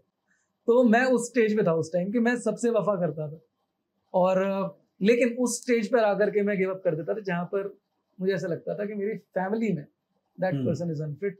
और कई बार हर्ट भी किया मैंने कुछ लोगों को इंटेंशनली अनइंटेंशनली. बट हाँ, वो मेरे को लगता है मेरी लाइफ में सबसे बड़ा फेलियर रहा एज अ रिलेशन. बट ऐसा नहीं होना चाहिए जब रिलेशनशिप स्टार्ट होता है. I mean you being a relationship coach, जब कोई एक रिलेशनशिप स्टार्ट करे तो वो ये सारी वैल्यूज को ध्यान में रखते मद्देनजर रखते हुए स्टार्ट करे बिकॉज एट द एंड उनको फैमिली से फैमिली में आना पड़ेगा, जेल अप होना पड़ेगा. वो सारी चीजें ध्यान रख के ही एक रिलेशनशिप स्टार्ट करे because Why I never ended up in jail में आना यानी कि बहुत सारी इन्वेस्टमेंट्स होती है. Why I never ended up in jail वो इसीलिए क्योंकि I have always been very clear about this. मेरे साथ थोड़ा सा ये था कि I am a very poetic person और मुझे प्यार करना बहुत अच्छे से आता है. I am very proud of it. सामने वाला मैं I am not a very मतलब in terms of physical appearance I am not very attractive but when it comes to writing poetries and everything और वो मेरे अंदर से आता है. मैं कभी इस स्ट्रैटेजी से नहीं करता कि कोई मैं ये पोएट्री से किसी को पटा लूंगा. That comes from with in. और मैं अगर किसी की कोई खासियत अगर आप मेरे को अच्छे लगेंगे and that is not about gender specific कि मैं लड़की के लिए बोलूंगा. अगर आप मेरे पे अच्छे आप मुझे आपकी कोई क्वालिटी दिखाइए बस उस पर 2 लाइनें बोल दूंगा. तो मेरे अंदर बहुत प्यार था और लोगों की मैं उन लोगों की बहुत इज्जत करता हूँ जिन्होंने उस चीज की रिस्पेक्ट की. And everybody around me is a very good friend of mine. Failed in the sense कि मैं शायद आगे नहीं बढ़ पाया but I never cheated on anyone while being with someone. If I was even for 2 months with anyone I never cheated on anyone. और ये क्या होता है मैं अगेन वही बात कहूंगा कि मैं वहां रुक गया जहां से चीजें खराब हो सकती है. ओके. मेरी प्रॉब्लम जैसे कि हमने कहा कि अपने आप को जान लो ना. तो इस सफर में मैंने ये जाना कि जो शाहरुख खान वाली बात कही मैं भी बनता था. पहली स्टेज से बनता था और बहुत प्यार देता था. और वो प्यार देना क्या होता था 4-5 महीने से आगे चल नहीं पाता था क्योंकि मैं डर जाता था. क्योंकि पेरेंट्स का मुंह देखता था सर. क्योंकि again I came from a very conservative and humble background. तो फिर माँ का चेहरा दिखता है, बाप का स्ट्रगल दिखता है. फिर आपको लगता है कि यार मैं क्या यहाँ इश्कबाजी कर रहा हूँ. इनफैक्ट जबकि मैंने कॉलेज में कोई अफेयर्स नहीं रहे, जॉब के टाइम पे जब मैं कमाने लगा at that time started seeing people but still I felt guilt और वो मैं वहां पे रुक गया. तो मेरे को ये भी लगता है कि शायद वो अब जो लोग अपनी लाइफ में हैं काफी अच्छा कर रहे हैं, काफी अच्छी फैमिली है. और लगता था कि शायद अगर मैं रुक जाता उस स्टेज पे तो शायद आज मैं भी मुकम्मल होता सब कुछ. लेकिन ठीक है. Okay. No regrets. I mean मेरे हिसाब से तो यही होना चाहिए कि पहले आप ऑफ कोर्स सारी चीजें मैच कर लो. हाँ. उसके बाद कल को ये ना हो कि वो भी इमोशनली हर्ट हो, आप भी इमोशनली हर्ट हो, रिश्ता रुक जाए. मैं कहता हूँ और इसी वजह से मैं अपनी जो बातें I would have skipped that particular question कि मैं नहीं बताता इस बात को. But I am telling this क्योंकि लोगों को ये नहीं लगना चाहिए जो बैठा है ये कोई बहुत महात्मा संत आदमी नहीं. सही बात है. ये ओवरवेलमिंगनेस जो सोशल मीडिया को देख के लोगों को आती है ये उनके अंदर एक बहुत तगड़ा वैक्यूम क्रिएट करती है कि यार ये हुआ जा सकता है. एक बंदा परफेक्ट है जब तक एक इस पोजीशन पे पहुंचा हुआ बंदा जो आज रिलेशनशिप के बारे में एडवाइस दे रहा है, अगर वो उस लोगों को पता होना चाहिए शुरू से परफेक्ट नहीं था. ये भी अपनी गलतियों से ही सीखा है और हम भी अपनी गलतियों से सीख के एक बेटर रिलेशनशिप की तरफ बढ़ सकते हैं. अच्छा, नेक्स्ट क्वेश्चन करते हैं जी. Would you prefer to be a house husband?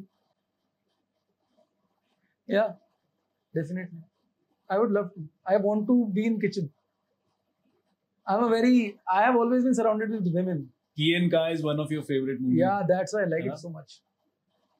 एक उसमें बहुत अच्छा सीन है, अगर आप मेरे को वक्त देंगे मैं बताऊंगा, कि अर्जुन कपूर और करीना कपूर बैठे होते हैं. Kareena used to demean being her mother, his mother being an housewife. तो वो कहता क्या कर रही थी तेरी मम्मी, घर पे तो बैठी थी. वो कहता घर पे बैठी नहीं थी, घर बना रही थी. That was a very life changing dialogue session for me. कि यार घर बनाना आसान नहीं है. बाहर जाके 10, 15, 20 हजार, 25 हजार की नौकरी कर लेना, 1 लाख की नौकरी कर लेना, बोर्ड मीटिंग में तालियां बजवा लेना, वो फिर भी आप फेक कर सकते हो. But when you are managing a house ना, it is the most vulnerable, at the same time most happiness creating, and the most greatest thing one can do in life. और उससे वो आपको एक अच्छा इंसान भी बनाता है. It's a 24-hour job. Yeah, no leaves. Acha, moving on to the next question. If you weren't a life or relationship coach, what would you be? If you weren't a life or relationship coach. I would be a filmmaker. A director or a filmmaker? Filmmaker, any job in filmmaker, because I have studied filmmaking. तो मैं कुछ भी बनना, मैं light पकड़ना भी पसंद करूँगा. मुझे तो बड़ा, अभी भी मैं सर से पूछ रहा था कि कैसे कैसे, तो मेरे को अच्छा लगता है. I always want to be around camera and lights. Anyhow. Okay. That's amazing. Yeah, that's a new thing that we've got to know about you. So our next question is, what is your guilty pleasure? What is my guilty pleasure?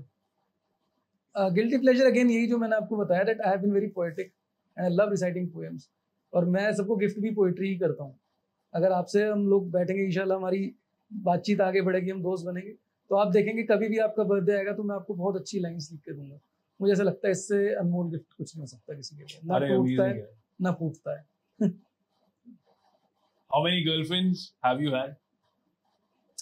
See, अब आपको शायद थोड़ा contradiction लगे, but मेरी girlfriends नहीं रही हैं. अच्छा. मेरे साथ क्या है ना, जैसे मैंने आपको बताया कि मैं पहली डेट से बहुत रोमांटिसाइज करता था उस चीज को, और मेरे को बड़ी खुशी होती थी इन चीजों की कि यार हाँ, किसी को अच्छा फील कराना है. और जैसे वही मैंने कहा ना कि अगर वफादारी की उम्मीद ना हो तो मेरे जैसा आशिक कोई नहीं होगा. तो मैं बहुत अच्छा फील कराता हूँ. I always love making people feel happy. अब गिल्टी प्लेजर्स में ये है कि उनको खुश फील करा करके मैं होता हूँ कि ऐसा यार मैंने खुश फील करा दिया, बट उसका लाइफ स्पैन जब कम होता है तो that is a guilty pleasure. और मैं रोक नहीं पा रहा हूँ, बहुत मुश्किल है. ओके. तो गर्लफ्रेंड तो बता दो कितनी रही है? गर्लफ्रेंड मेरी सिर्फ आज तक जिनको मैं कह सकता हूँ प्रॉपर रिलेशनशिप जो फेज आ गया था, that was just only 2 girlfriends in my life. Girlfriend एक ही है, उसके बाद अब जो भी है वो जिंदगी भर के लिए है, ये कह सकता हूँ. ओके. हाँ, अब वो फेज है. Okay. There is no looking back. So next question is, what is your next goal in life? What is my next goal? मेरा अभी करंटली यही है कि भाई सबको इमोशनली एजुकेट करो about relationships, about life. लोगों को सिखाना कि लाइफ में एंजॉय कैसे किया जाता है. How to keep your phone down and look at the real view that you're having in front of you. Okay. Who is your role model in life? अलग अलग चीज़ों में अलग अलग. जैसे अगर बात की जाए बोलने की, ओरेटर की, तो अमिताभ बच्चन जी को मैंने, और जो हमारी मेंबर ऑफ पार्लियामेंट है स्मृति ईरानी जी, इनका जो बोलचाल का तरीका मेरे को बहुत ज़्यादा पसंद है. इनकी जो हिंदी, स्पेशली हिंदी, जो अच्छी हिंदी बोलते हैं वो मेरे को बहुत ज़्यादा अट्रैक्ट करते हैं. उस वे में ये हैं. और बाकी शाहरुख सर, उनका तो मैं इतना ज़बरदस्त फ़ैन हूँ कि जो मेरी बात में बार बार उनको कोट कर रहा हूँ कि जिस तरीके से वो ज़िंदगी को जीते हैं वो बहुत कमाल का है. उन्होंने एक बात कही थी कि मैं अपनी वाइफ के बारे में बहुत ज़्यादा जानता नहीं हूँ और जानना भी नहीं चाहिए. ओके. हाँ, तो वो चीज़ उनकी अच्छी लगती है, काफ़ी इंसाइटफुल है. तो ये 2-3 लोग हैं. लास्ट क्वेश्चन है, what is your body count? Zero. If you are talking about proper full on intercourse, zero. और इसमें नहीं हो सकता यार. Of course it's zero. मैं बोरिंग हूँ भैया. मैं बता रहा हूँ ना, मैं बस बातें ही करी है अभी तक जो करी है, इसका मैं ज्यादा उसमें नहीं जाऊंगा. But I have always given respect to every person that have come into my life. और ये सब बातें ठोकने से बच्चे पैदा नहीं होते। तो जब बच्चे पैदा करेंगे तभी बातों के अलावा कुछ और ठोका जाएगा।